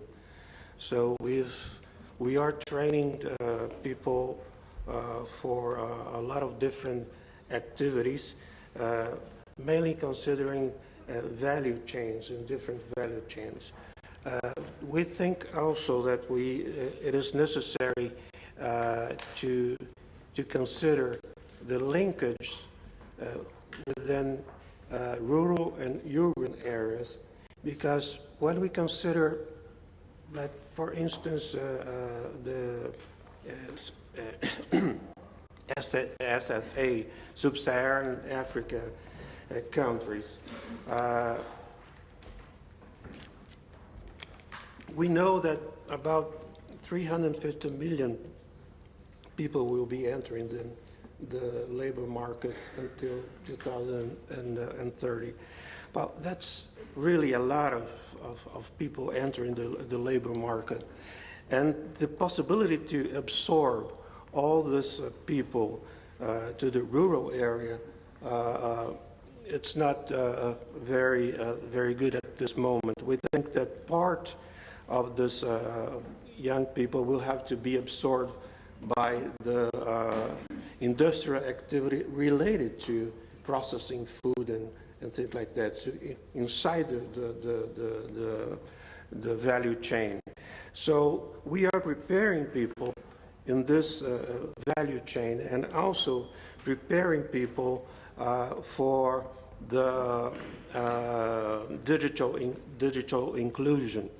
Because right now we are preparing a conference in Africa, will be in August, and the idea is exactly to bring youth to the interest of new technologies for rural activities. Because one of the issues is that even when there are jobs available, you will have a migration to the urban areas. So you need to find some ways to retain people, to incentive youth to stay in the rural areas. And we think one of the possibilities could be this one, not only training, but training specifically with new technologies. Thank you. I will start my comments about the first question on relation the inclusion of private sector in these multilateral scenarios. First, just to make a context, and let you know the OIJ is an international organism made by the 21 governments of Iberoamerica. So here I'm speaking like from the other side of the table. And let me say to you that we have been working in the last 3 years to promote an international alliance on youth, in which the private sector has a specific role. And in different spaces, we also have a similar question, how the private sector is going to participate in this process. And it's also important to say that in some spaces it's not clear exactly why we have to involve them. And for us, the knowledge and the interesting that we need to promote alliance from different sectors, knowing that each institution has a specific experience to share.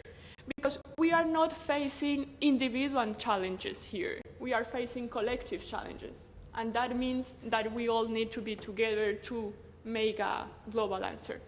And on relation to the other two questions, about the internships, for us is a structural challenge, and we recognize the importance to have these dialogues here because we understand the employment based on the right of young people. So we really hope to continue these reflections and to arrive to a point where internships can also be recognized as part of this professional process.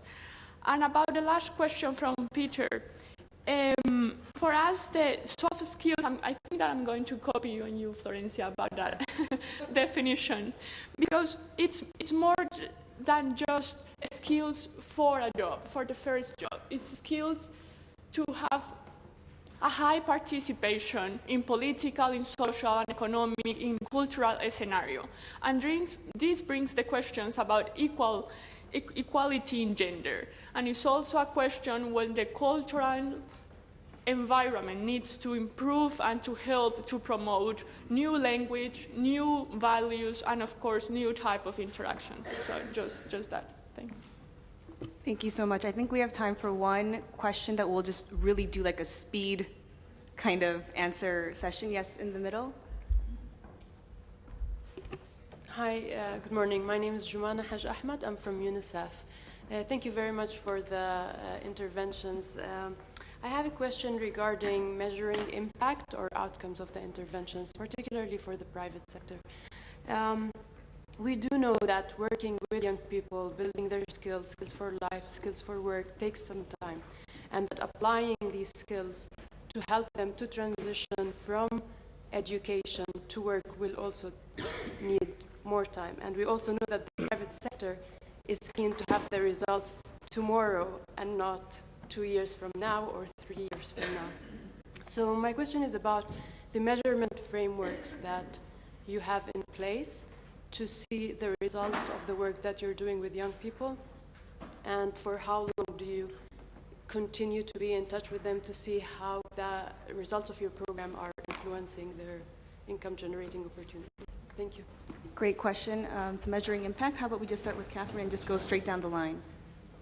Sure, great question, and it's actually a topic that we've been wrestling with ourselves in terms of, what is the overall return on investment? It's something, of course, that's part of our day-to-day language. We see the topic of youth truly as a long-term investment. There's no doubt about that. So, having an impact tomorrow is not necessarily, or today isn't necessarily, the driving force. Having said that, the notion of investment, rather of impact, is multifaceted.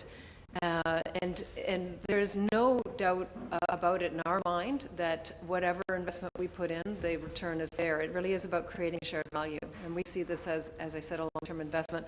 So we look at it from a variety of different, through a variety of different lenses, in terms of what is the benefit for the company, for example, from a reputation standpoint, from a loyalty standpoint, a variety of different metrics that all rolled into one really create a great incentive to continue to move forward.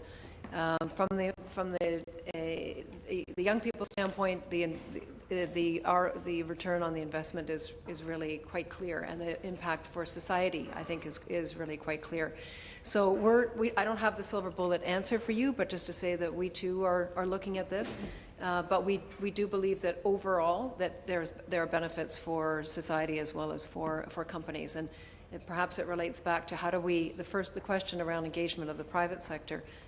I think it's really driving those points home to clarify what those benefits are, and I think the more companies can see that, the more they'll be willing to engage and to participate in the dialogue, because it for sure the benefit is there. So I could say exactly, I completely agree.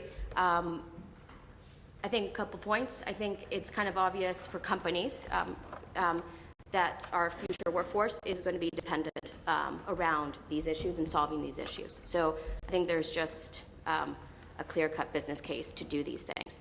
On a philanthropic lens, you can do both. You can measure short-term and you can measure long-term. We're going to stick at it. This is about a decade of interventions. A lot of our partnerships are long-term partnerships, but I think we stopped trying to figure out if we have all the right indicators and how much money goes into measuring long-term. I think it's important because that's an opportunity cost. What you spend to measure philanthropically, you don't spend on implementing. There's a limited pool of money. So I think we're very realistic. I don't want to be flippant with measurement, but I think you need to use your gut and your mind. You see it. You have to believe, you have to go with some of the short-term measures to make informed decisions about the next year and the following year, but you also help organizations fund independent studies, et cetera, to be able to look at programs for the long term to make sure that we don't have to tweak or evolve as we go forward. Antonio and Alejandra, if you wanted to add something, 30 seconds, really quickly.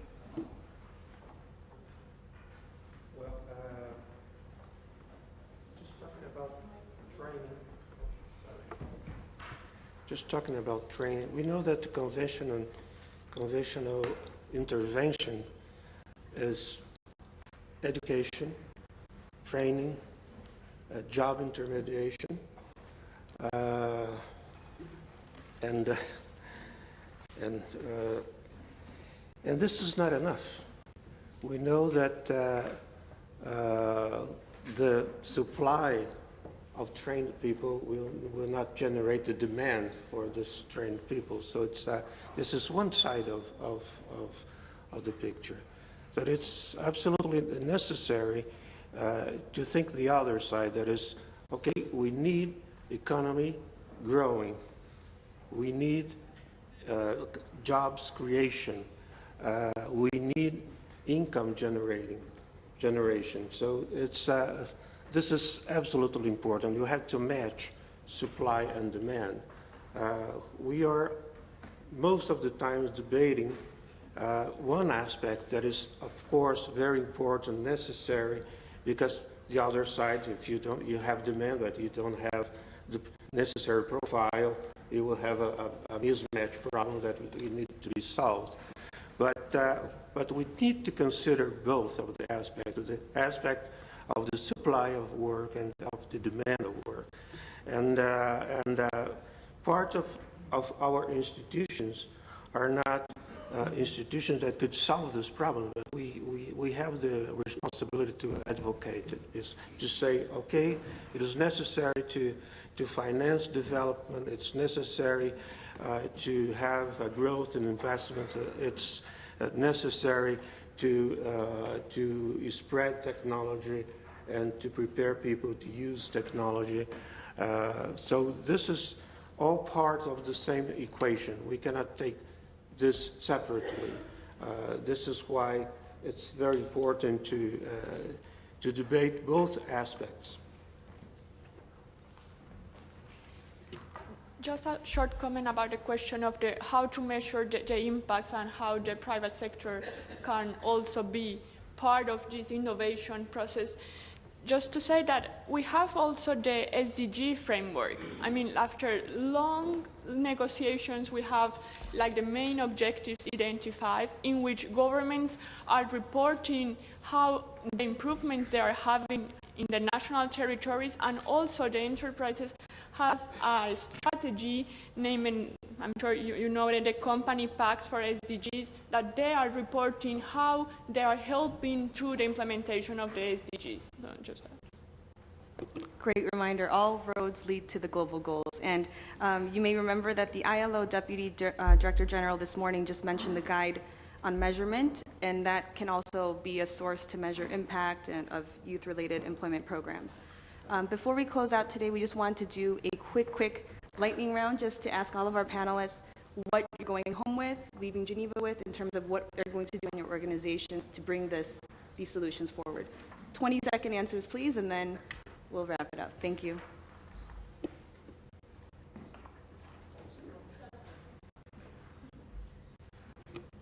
So thank you. And I think that this question also put again on the table the question about what we are going to do and how we are going to measure. And for us, the institutions that are here represented today have already made their homework, let's say in a better way, their commitment with the global initiative. So based on the OIJ commitment, we are working to make that the equation youth plus decent jobs equal autonomy, inclusion, and well-being works, and to help that happen. So how are we going to do this? We have 3 strategic objectives and some programs in each of these, and I want to explain it very short.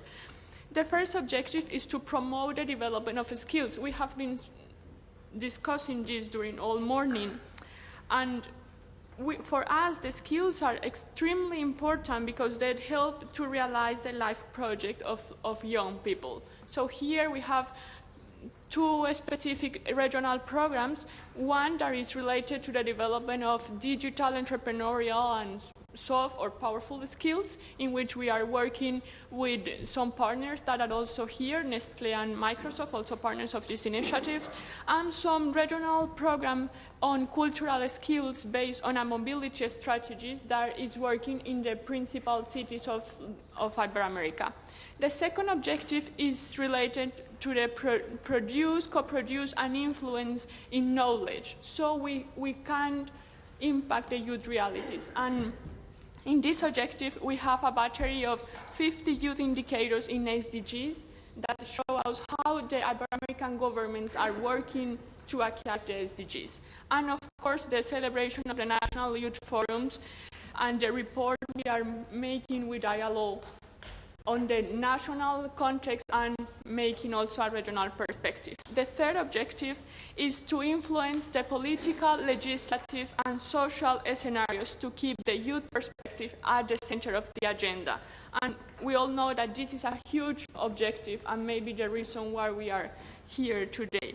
So we are working on this objective through the International Alliance for Youth as the platform of the implementation of the Ibero-American Youth Pact. And at the same time, we are promoting the dialogue between Ibero-American regions with other regions. We are celebrating in a couple of weeks in Madrid side event with the youth ministers of G20 countries, in which we promote the horizontal cooperation. So to conclude, I'm getting back to the questions about how to be partner around the global initiative. Maybe it's not the magic strategy, but for us is key is to be open to learn from other regions, institutions, and practices, and also to share our learnings in the implementation of the Youth Pact to promote horizontal cooperation, because we are convinced that if we work together, we can make higher impacts. Thank you so much, and that was super helpful, but for the rest of the time, I think we have to keep it a little bit short, just 20 seconds response. Thank you so much, Alejandra. Antonio, if you want to take the mic next. Thank you very much. Well, FAO has 4 priorities. Right now it's Hunger Zero. It's also migration, youth employment, and climate change. These are the core mandates that we have for right now.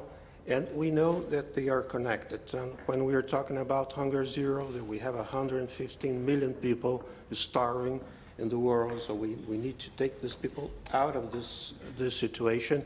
So the creation of jobs in agriculture are fundamental for this.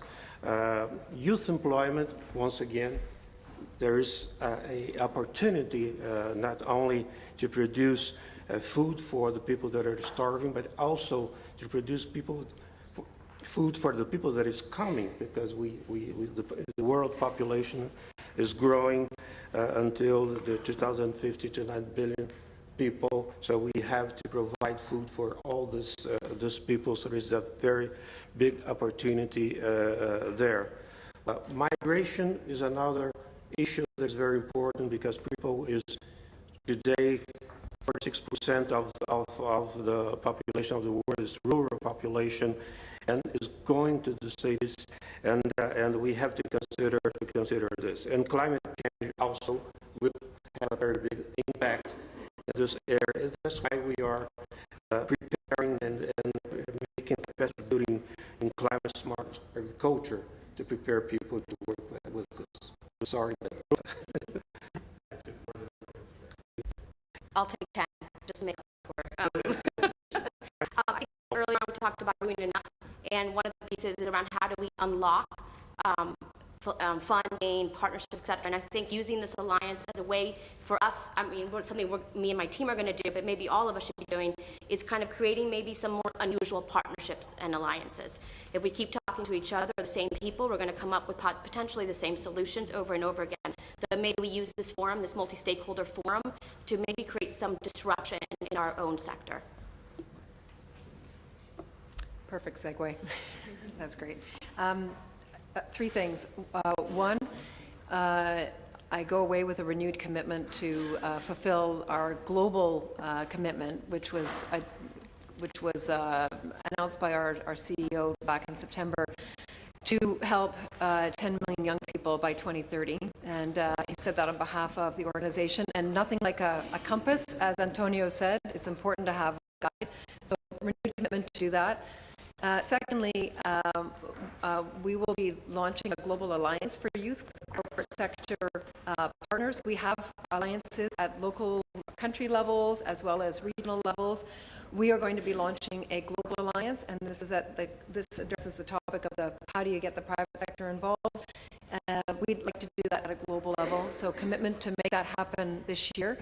And third, we're working really hard on a summit that is going to be held in Cali, Colombia at the end of June, bringing multiple stakeholders together to talk about the issues of youth and employability with the Pacific Alliance countries. So it will be the third annual that we will have had, and we're very excited to be doing that, and we can bring these topics to the table with other corporate sector partners and other civil society members as well. Thank you, Catherine, and everybody. A round of applause for our panelists today.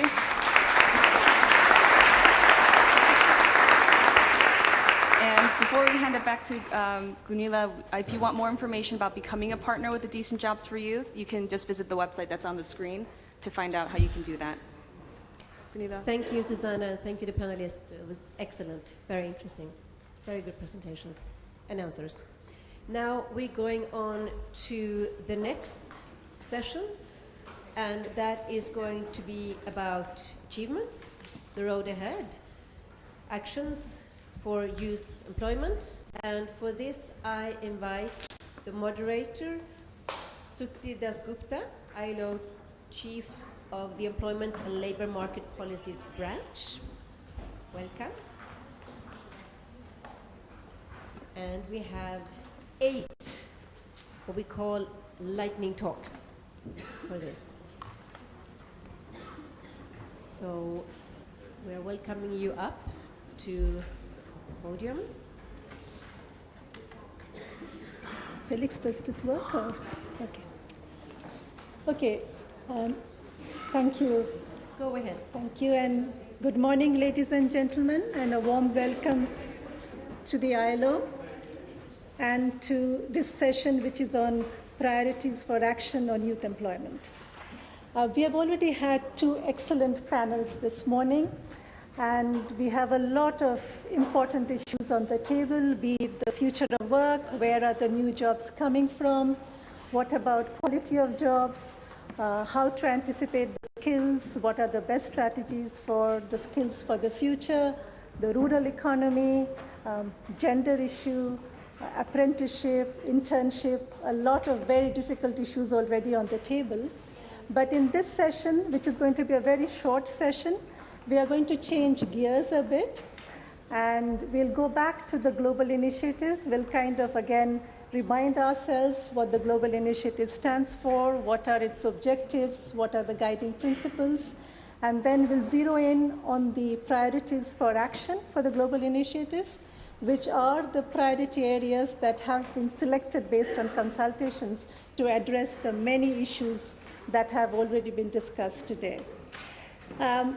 I will start quickly with a recap of the challenge that has been mentioned many times today, that globally we have many young people who are without jobs, who are unemployed. The number is 66.6 million, and here I want to make, I want to clarify that the brochure that has been distributed to all of you has the figure as 70 million, whereas now we are saying 66.6. That's only because the ILO methodology changed in January 2018.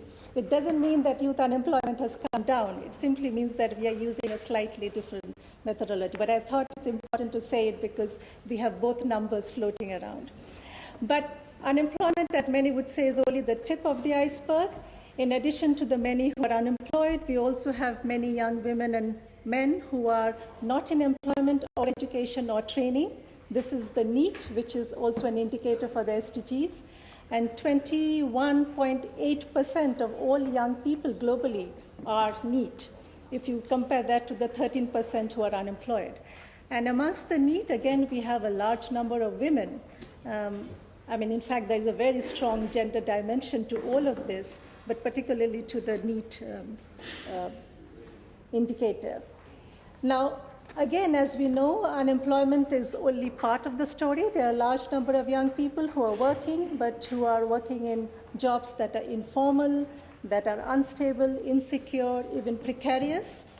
And as a result, at least in emerging and developing countries, we have, in addition to those who are unemployed, we have a very large number of young people who are working, but who remain poor. Now, the global initiative was really launched in 2016 to address this very major problem we have of youth employment or youth unemployment, whichever way you want to look at it. And the objective of the initiative really was to scale up action so as to enhance impact in support of the 2030 Agenda for Sustainable Development. And really, we have been talking today about alliances, about partners. In the last session, we listened to the partners of the Global Initiative. And the main objective of the Global Initiative really was to bring to the table various different stakeholders who will each come with their experience, their perspective, their strategies. And together, we try to make a difference. The intention really was also, as I already highlighted this morning, to fill the gaps, to learn from each other. And the philosophy, if I may say so, is that together we achieve more, and together we are bigger than simply the sum of the parts. And the initiative recognizes the many different stakeholders. We, of course, have governments, but we also have civil society. We have our social partners. We have the private sector, foundations, parliamentarians, academia, media, etc., all working towards promoting decent jobs for youth.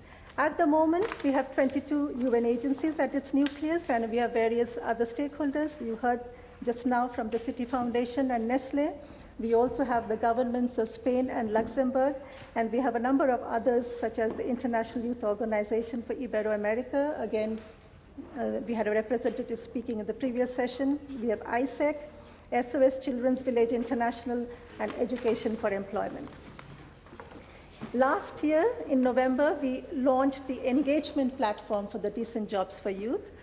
And the engagement platform really is a center or is a platform where our partners can really upload their commitments, they can learn from each other, and there can also be a source of all the innovative solutions that are at the moment underway in relation to addressing youth employment, and the UN's annual reviews of progress towards the Sustainable Development Goals will review these commitments and will also perhaps help in their replication and increasing their scales. So as of now, we have 25 commitments from 22 partners, and very roughly this would affect about 16 million young women and men across the world. Now, signing up to the global initiative also means that you are agreeing to the guiding principles of the global initiative. And the guiding principles of the global initiative, 15 guiding principles are there, and these include such elements as gender equality, youth rights at work, youth voice, job quality, not only a question of quantity, etc. Therefore, as I already said, alliance is key to the whole idea of global initiative. But in addition to alliance, it's also about action. It is about knowledge development and sharing, and it is about leveraging resources. I've already spoken about alliance. Now let's go to action. Ultimately, whether or not we are able to make a dent on this huge problem of youth unemployment and poor quality youth employment will depend on what actions we take. And we must say that with the support from the governments of Spain and Luxembourg, we have been able to launch country-level actions at the moment in the Sahel region in Africa, but we are hoping that we'll be able to scale that up and take it to other regions of the world. Knowledge building is critical to the initiative, and a global knowledge hub is envisaged, and it's under progress. It's being developed as of now. And hopefully by the end of 2018, we will jointly develop this knowledge facility, which will bring together a wealth of information on what works, what are the innovative solutions, what we can learn from each other on this platform. And resource mobilization is also key to this initiative because we need resources, we need a lot of investment to really make a difference. And the focus of this particular meeting is also on innovative action and financing, which is the first step in that direction. Now, coming to the priority areas for alliance, action, knowledge, and resource mobilization, the initiative has already had lots of discussions over the last 2 years, and 8 areas have been identified. These relate to digital skills, quality apprenticeships, green jobs for youth, support for young people in the rural economy, facilitating the transition to the informal to the formal economy, youth entrepreneurship, and self-employment. The global initiative also targets disadvantaged youth, example, young workers between the age group of 15 to 17 who are in hazardous occupations, or those who are in fragile states affected by conflict and instability. In 2017, we also launched the 8 thematic plans of each of these thematic areas, and I'm sure you would probably have seen those plans outside. As of now, we have 7 of the 8 plans. We still don't have the one on hazardous youth, but that should be out sometime in this year. And these plans highlight what works, they identify innovative solutions, and offer concrete ideas to scale up action. And in this session, you will actually be hearing from colleagues about each of these 8 thematic areas. This is meant to be a lightning talk, so very short, really just a starter. And in the afternoon, we will go into detail in each of these areas, and there'll be a lot more chance to discuss, debate, and contribute to this. So I will now ask the first speaker, who is Mr. Kemal Husnovich, who is the Chief of Infrastructure, Enabling Environment and E-Applications Department of the International Telecommunications Union, and he will present the thematic plan on digital skills for youth.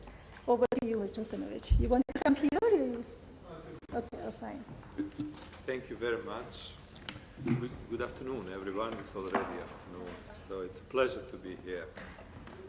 Every person in this room today is a future game changer. The current mosaic of the professional world is quickly shifting due to the development in the information and communication technologies.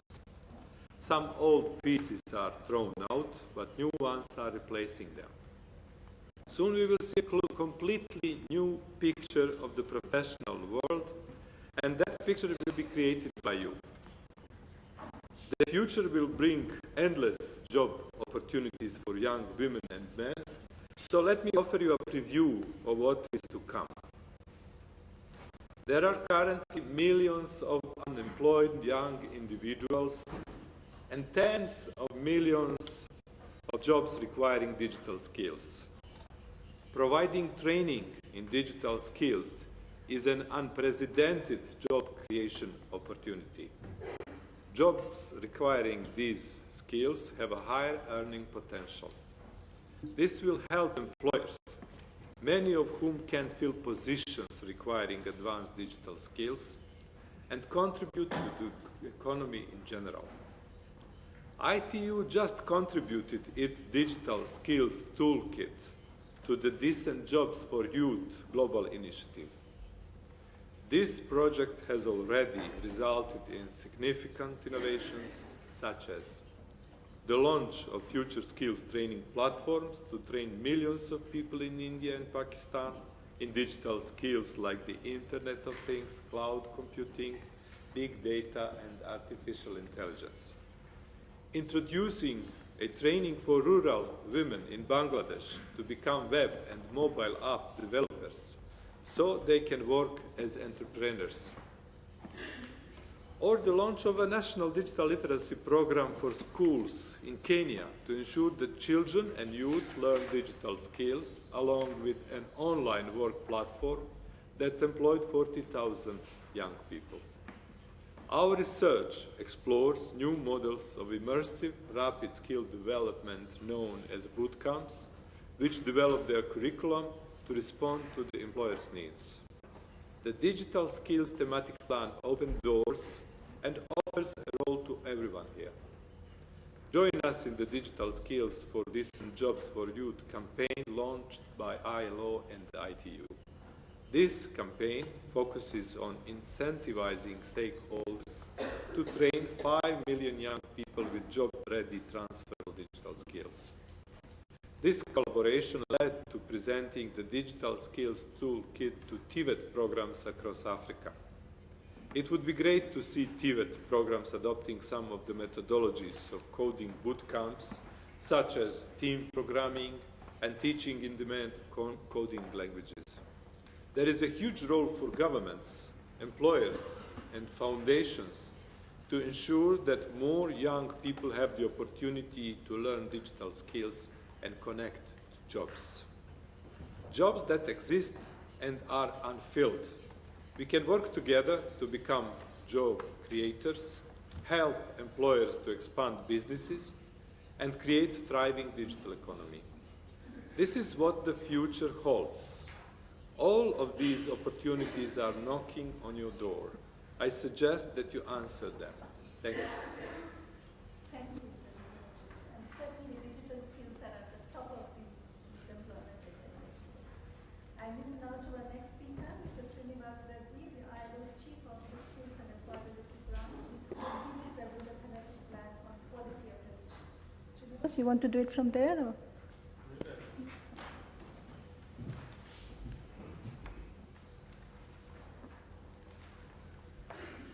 Thank you. Thank you, Shakti. Distinguished delegates, ladies and gentlemen, one of the growing challenges that we are facing today is the skills mismatch and providing the first work experience to young people. The challenge of the initial footing, the first work experience. And can apprenticeship be a solution is the issue that I'm going to talk about. While a large number of young people are looking for work, many employers cannot find the workers with the right skills they need. This is the mismatch which is being further accentuated significantly by the profound changes buffeting the world of work, such as technological changes, globalization, climate change, and shifts in the organization of the work, like platform economies, etc. These changes have major implications to the way the training and education is delivered, particularly the technical and vocational education and training.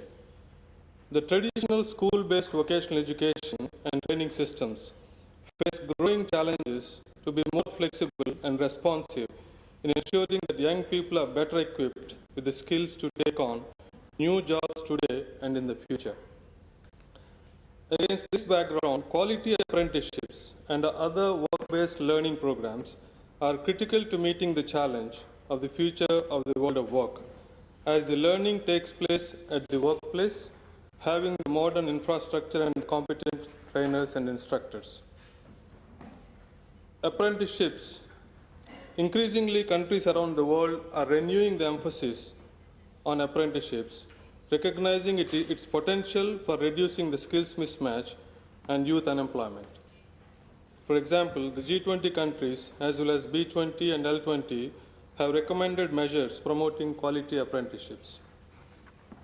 What is still the challenge? Despite widely perceived benefits of quality apprenticeships, many countries, particularly in the developing world, face challenges in establishing, scaling up, and sustaining the apprenticeship programs. To find some answers to some of these challenges, ILO recently launched a toolkit for quality apprenticeships that provide evidence-based advice to policymakers in establishing or reviewing apprenticeship systems.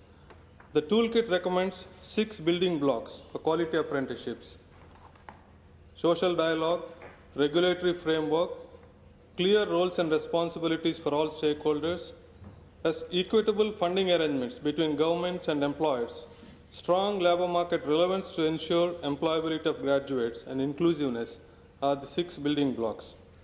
This thematic plan under the global initiative where we are meeting today, ILO and UNESCO are co-leading this particular thematic plan on quality apprenticeships. It suggests actions at the global, regional, and country level to promote apprenticeships. At the global level, it will focus on new knowledge generation, capacity development, and advocacy, while the overarching country and the regional level goal is to establish and scale up innovative quality apprenticeship initiatives through a series of programs. To my mind, clearly apprenticeships can be a win-win for job seekers, employers, and societies to promote youth employment. Towards this end, ILO, in collaboration with OECD, GAN, and other partners, will be hosting an international conference on apprenticeships in July this year to look at some of the trends and new approaches and possible solutions, some of the innovative solutions for this particular challenge. I would like to call upon all the delegates, distinguished delegates here, constituents, development partners, and donors to join hands with us in promoting quality apprenticeships. Thank you. Thank you, Srinivas. And again, apprenticeship is an area which is very much in demand. We have a lot of people in the house here today who can also contribute a lot to this discussion in the afternoon. I will now call upon Ms. Maria-Angels Fortuny, who's the ILO's head of the Forestry, Agriculture, Construction, and Tourism Unit, to present the thematic plan on youth in the rural economy. Again, an area we have heard a lot about and mentioned several times already this morning. Maria-Angels? Thanks, Suki. So why action is needed for youth in the rural economy? About 88% of the world's youth live in developing countries, and despite rapid urbanization, many still live in rural areas.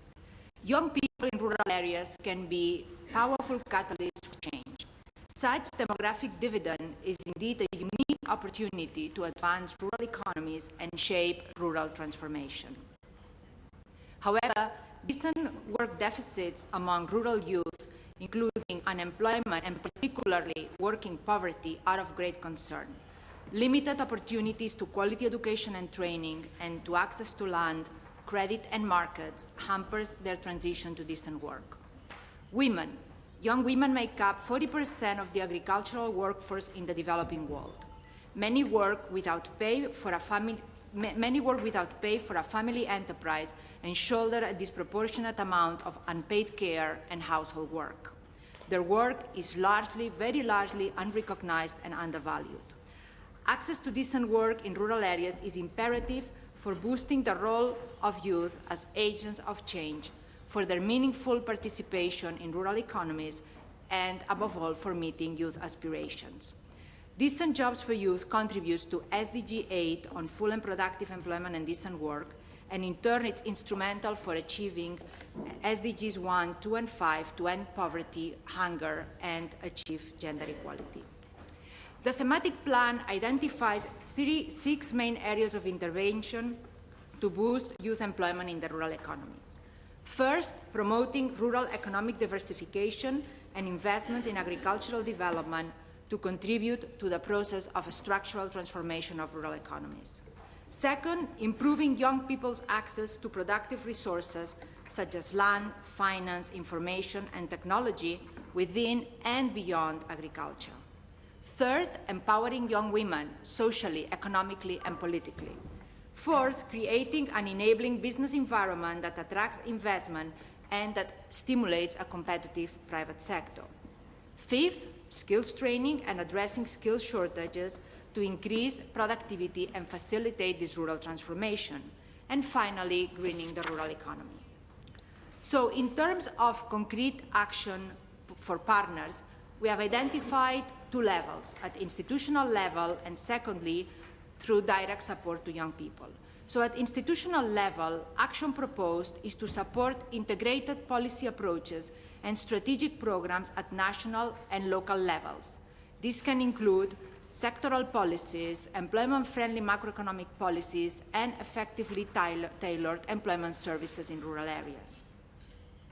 National public and private institutions, including ministries of agriculture, youth, labor, producers' organizations, as well as youth groups, need to be engaged. Also at the institutional level, governments very much need support in efforts to create this enabling and inclusive business environment to attract investment in rural areas. Therefore, national level reforms of business environment focusing on policies, on laws, on regulations are crucial. So in terms of direct support to young people, there are 4 areas. First of all, efficient and innovative training approaches to align young people's skills with the demand for rural labor. And in this respect, agripreneurship modules will be introduced, for example, in educational curricula. Secondly, facilitating efficient agribusiness, value chains, and entrepreneurship models. Here, for example, the transition from school into rural labor markets will be facilitated through one-stop shops where young people can have access to training, employment services, credit advice, etc. Thirdly, ensuring that initiatives provide rural youth and in particularly rural young women with access to resources such as land, technology, and finance. For example, young people's access to land can be ensured with land grants and leases through youth agricultural associations or cooperatives. Finally, the initiative will promote environmentally friendly activities in agriculture and develop training in the use of green agricultural technologies. Thank you.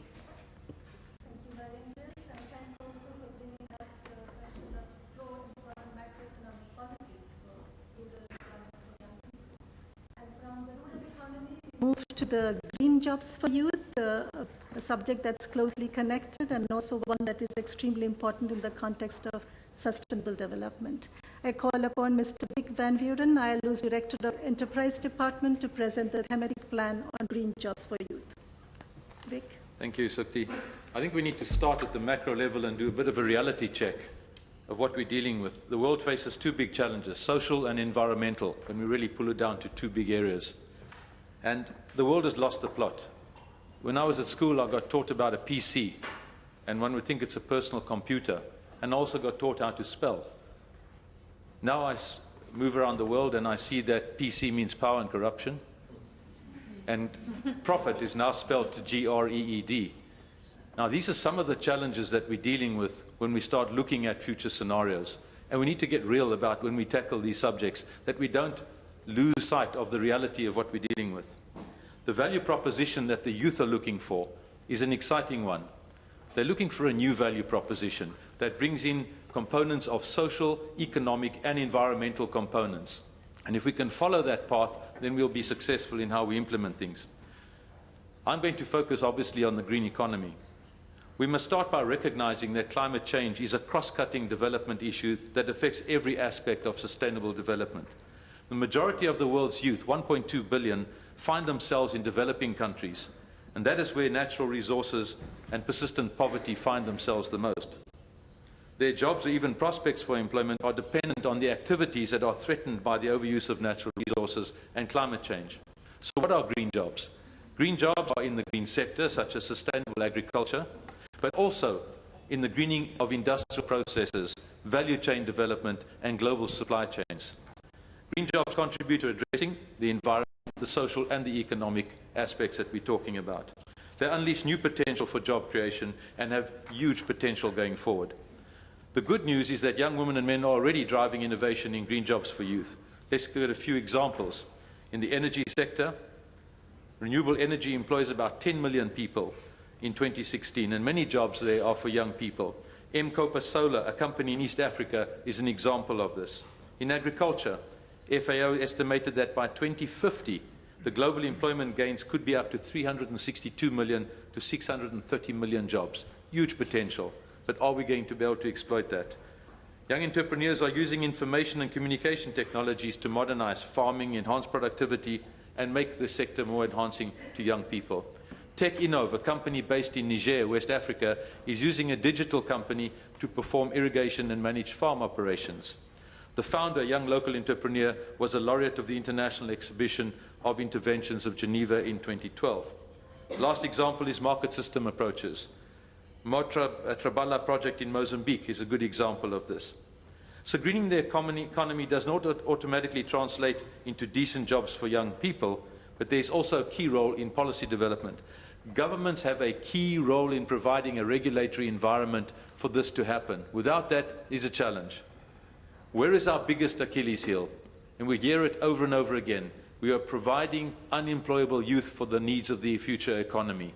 Education systems in our countries have to be overhauled to meet the requirements of the future markets in both the green and other parts that we've been talking about today. I think I've said enough. I think what we do need to do is give the youth a voice. We need to coordinate and have joint initiatives. We need to have a thematic priority on green jobs for youth with initial engagement of places like the FAO, ILO, UN Environment and UNDP. And we need to give the given a voice in places like promoting awareness and raising campaigns, such as the UN Environment Young Champion of the Earth. Thank you very much. Thank you, Vic. Thanks also for that reality check and for bringing to the table the question of regulation, which is so important if you're talking about decent jobs for youth, as well as youth voice and partnering with young youth organizations themselves. From green jobs to youth, we'll move to the subject of youth entrepreneurship and self-employment. And I would like to now ask Mr. Ashish Shah, Director of the Division of Country Programs at the International Trade Center, to present the thematic plan on youth entrepreneurship and self-employment. You would like a microphone? Oh, you come over? Yeah, whatever.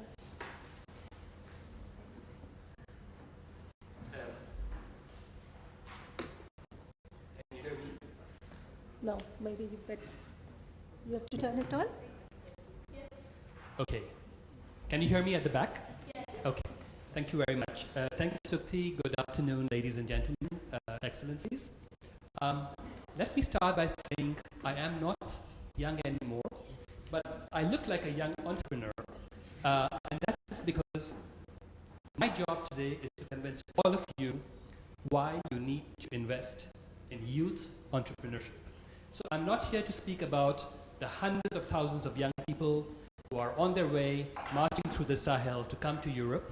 I'm here to talk about the role of youth entrepreneurship and the role youth entrepreneurship can play in creating a brighter tomorrow.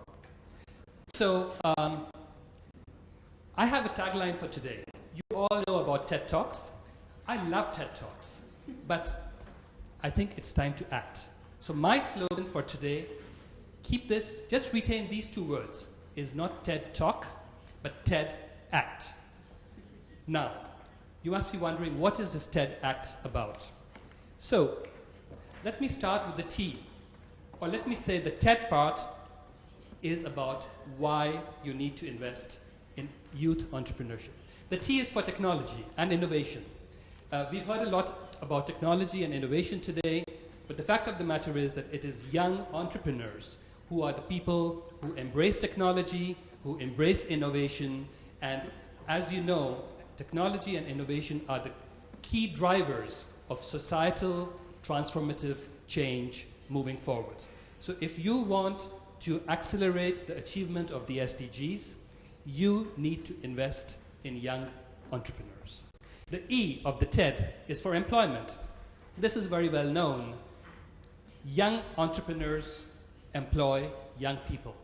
The average age at Mark Zuckerberg's famous Facebook is 28. And that is because he is a young entrepreneur and he believes in employing young people. And the D of the TED is about development impact.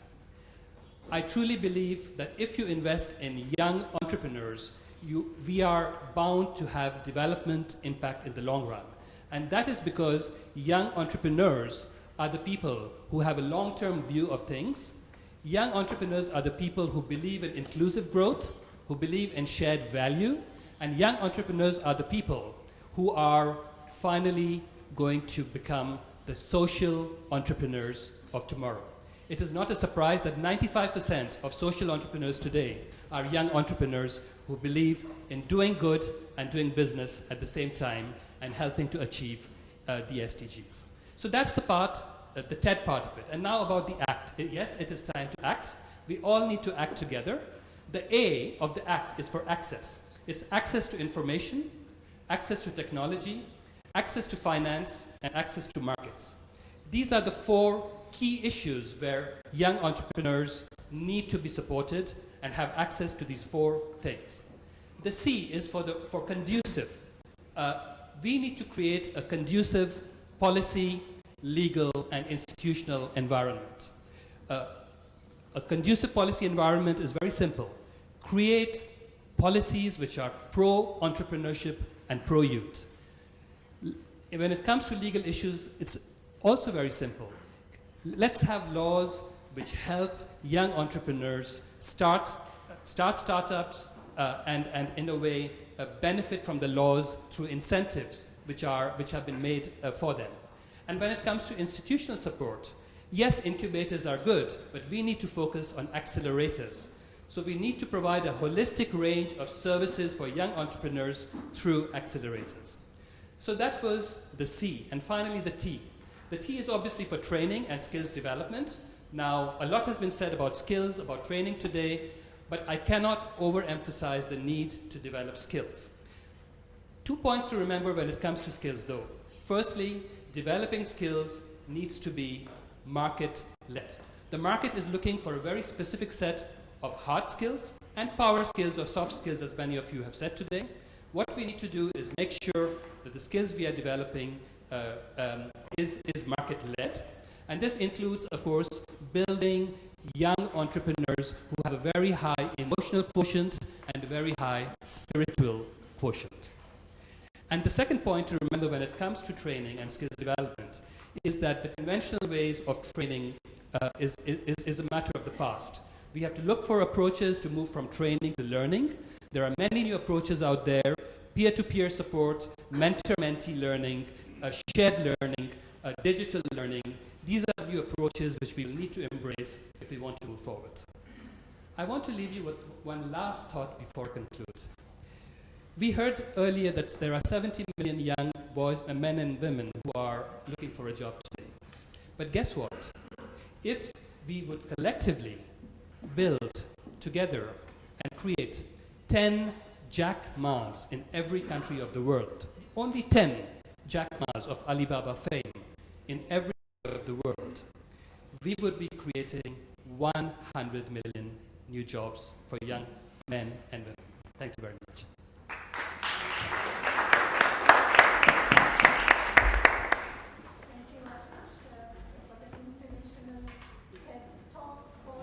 Act. And indeed, I think the word act is key because we have to walk the talk and we have to act if you really want to make a difference. And I hope we are able to create more Jack Ma's.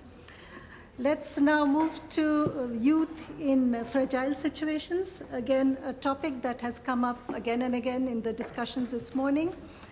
And I'm going to ask Mr. Donato Pasagli, ILO Senior Specialist for Crisis Response, to present the thematic plan on youth in fragile situations. Thank you, Sukti. I'll speak I from here. skipped. No, it's okay. You can- There's been a change in order. It's a change in order. I got so Priorities inspired. change by- sometimes. Well, as we speak, 400 million people, 400 million young people, aged between 15 and 29, actually struggle in conflict-affected countries, in hard places, where, these people try also to get a job. This means 1 out of 4 among young people that is affected by violence or armed conflict in some way. We know the situation. All conflicts do not die. New conflicts are coming up, are arising every day. There has been a tremendous spike in the last 20 years. Violence in urban settings, in particular, has tripled in the last 8 years. So youth suffer from alienation and marginalizations, especially in these fragile settings. It is evident that fragility and youth unemployment are linked in a vicious cycle. On one hand, youth employment challenges is further exacerbated by fragility. In fact, living in fragile situations often means that it is even harder for them to gain access to employment opportunities. Those who get a job often have a lower quality job, a job that is affected by conditions of discrimination, of unfair treatment, sometimes exploitation. On the other hand, youth unemployment and decent work deficit intensify fragility, as youth unemployment may affect well-known drivers of conflict, such as grievances over unfair exclusion of young people or particular ethnic groups among them. Investing in decent jobs for youth in fragile situations has the potential to break this cycle and can ultimately ensure that no one is left behind, according to the 2030 Sustainable Development Agenda. In front of transforming political and societal landscapes, there is a need to anticipate change and to minimize risks, offering more opportunities for quality work. Innovative approaches to promoting employment under difficult circumstances include, among others, the use of new technologies, technology transfer, to facilitate skills training for hard-to-reach youth, crafting of new partnerships between public and private stakeholders, and integration and sequencing of localized intervention in a strategic manner. Also, a better educational system attuned to needs and aspiration of young people can make the difference. The goal of the global initiative, work on youth in fragile situations, which is co-led by ILO and UNDP, is to facilitate such global and national innovative efforts. This thematic group on youth and fragile situations enhances the evidence base on the links between youth, employment, peace, resilience, and displacements, and will also concentrate on which interventions are showing to be more effective, makes this knowledge accessible online, and facilitates evidence take-up for improved programming and monitoring. Decent jobs for youth will promote concrete country-level interventions focused on employability, entrepreneurship, and direct job creation for youth in fragile situations. On the policies and institutional level, decent jobs for youth will assist policymakers, workers and employers, organizations and other national stakeholders in designing and implementing solutions to the youth employment challenge in fragile context, and integrating youth employment policies into national efforts for prevention, recovery, and peace building. This is in line with Recommendation 205 for employment, decent work, and resilience that has been passed last summer by the ILO conference. Therefore, we may say that a mind shift from policymakers is required. Youth, as we know, are not just spoilers, are not just a threat to stability, but are an asset. Paternalistic approaches do not work, but we need to improve participation and intergenerational collaboration. Our purpose is also to instill a culture of peaceful coexistence among people, among young people. So all these questions and how our work is moving forward to enhance the evidence base of our programs will be discussed this afternoon in a specific thematic session on youth employment for peace and resilience. You are all invited to hear from our colleagues what these proposals are and how we're moving forward. Thank you. Thank you, Gerardo. And many in the institutions are working in informal employment.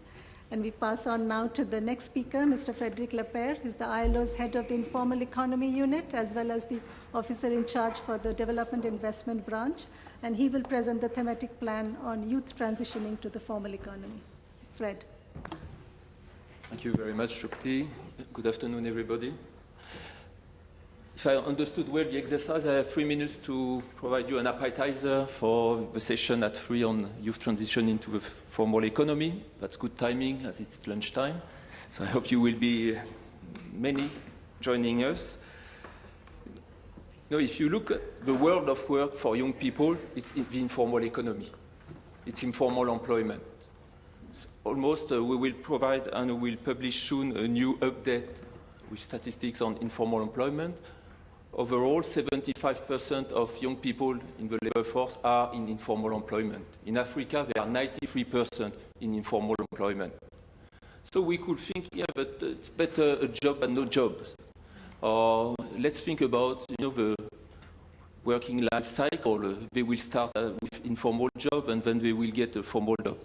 But what we see and what we know, it's two big problems. From a static perspective, for young people like for the others who are trapped in the informal employment, they have to face acute decent work deficit, unhealthy and dangerous working conditions, working poverty, the lack of capacity to organize themselves to protect their rights and have a voice.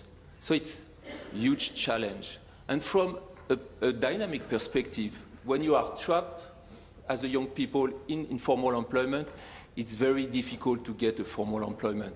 It's much easier to get a first formal job than to enter informal employment and try to get formal employment.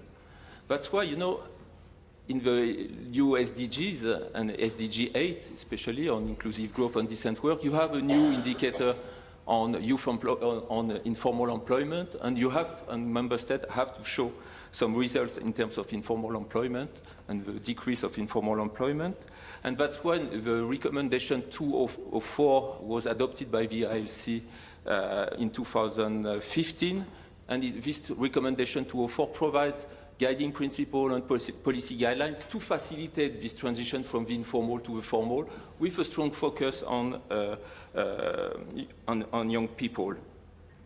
And you have two main strategies if you want to move and to provide formal employment to young people.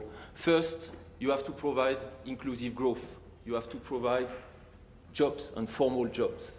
So you have to work on macroeconomic sectoral policies in a way to provide jobs for new entrants into the labor market. Because if they have no opportunities, they will have to find a job in informal employment, and it will be very difficult to move out from informal employment with all the acute decent work deficit linked to that. Then you have also, for those young people who are trapped in informal employment, you have to find the right policy framework to move them out from informal employment. And for that, you have two main strategies. You have to formalize employment, how you can protect workers, formalize employment relationships, give them rights and better working conditions, and you have to formalize economic units, because in developing countries especially, you have so many young entrepreneurs having informal economic units who would like, for most of them, to move in the formal economy, but they can't because of some obstacles, because of the lack of the enabling environment to move out from informality. So in this session this afternoon, we will come back on this recommendation 204, and we will come back on innovative approaches and policy framework to move out from informality all those young people and to provide formal employment to young people. Thank you very much. Now we pass on to our final speaker, Ms. Beate Andres, ILO's Chief of the Fundamental Principles and Rights at Work branch, and she will present the work on youth in hazardous occupations. Andre? Beate. Many thanks, Sukti, and good afternoon, ladies and gentlemen. I realize that I'm the last speaker between you and lunch, and in addition, my presentation will focus on risks and human rights violations, so I very much hope that this does not spoil the overall optimistic and positive outlook of this panel. But I think a few notes of or words of caution are important in this context. Because when we speak about youth employment, we should remember that at the lower end of the spectrum, the age group 15 to 17, we are actually talking about children. And those children are specifically at risk of hazardous work. And hazardous work has been, for children of this age, has been also described as a worst form of child labor enshrined in the ILO's child labor conventions as well as in the UN conventions on the rights of the child. So I would like to say a few words about the scale of the problem, but also the solutions. So first of all, we should acknowledge progress has been made in the last 20 years. The overall numbers of children in child labor have declined, but we still have more than 72 million of girls and boys in hazardous, specifically in hazardous child labor. And of those, about half are of the age of 15 to 17 years old. This means they have the age to work, but they are at a particular risk. They often carry too heavy weights, they use dangerous tools or machinery, they suffer from extreme temperatures, and a lot of this takes place in the rural economy, and we already heard about the challenges there. And many of the consequences we don't see immediately.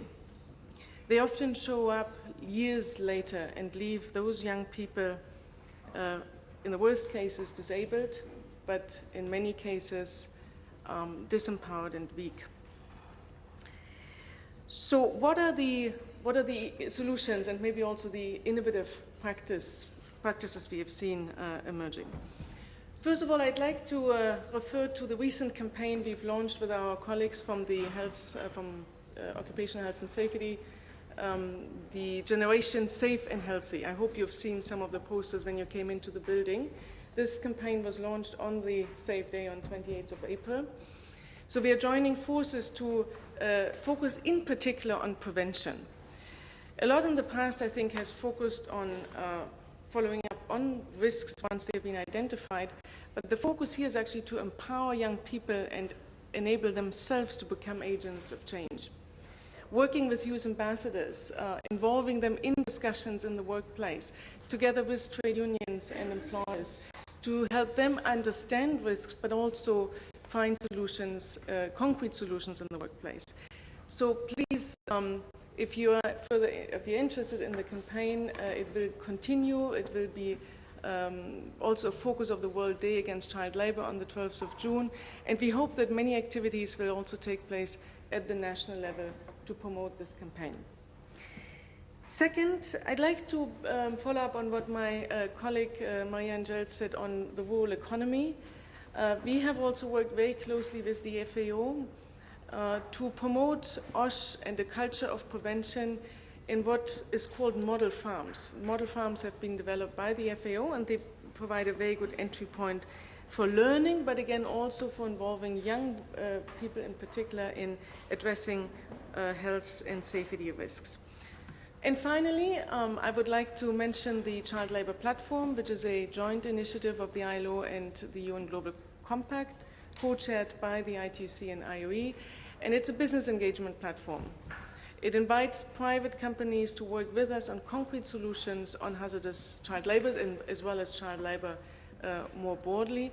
And through the child labor platform, we have been able to work, again, in concrete solutions also in the informal economy, on recycling, for instance, in the rural sector, cocoa plantations, just to name a few. So if those here in the room who are from the private sector are interested, please look for the child labor platform. This is another space where those issues can be addressed. And finally, just a word of thanks to our colleagues from the Youth Employment Program. I think it's a great opportunity to be working together and hopefully also to develop this specific focus on OSH further in this initiative. Thank you. And thanks to all our speakers for the appetizers that they have served us. And in the afternoon, as I said before, we'll have more, you have the opportunity to go more in depth into each of these 8 thematic areas. I know it's time for lunch, so we'll close. And I invite you to join us for lunch at the bar at R3, I think the same place where you had coffee. And the session will resume again at 1:30. Is that correct? Okay, so very quick lunch. And we'll start with a video message from Jayatma Vikramanayake, who's the UN Secretary General Envoy for Youth. Thank you. Thank you, Stuti. Thank you very much. Very good panel. So lunch straight ahead to the right, and see you back here in 45 minutes, and bon appétit.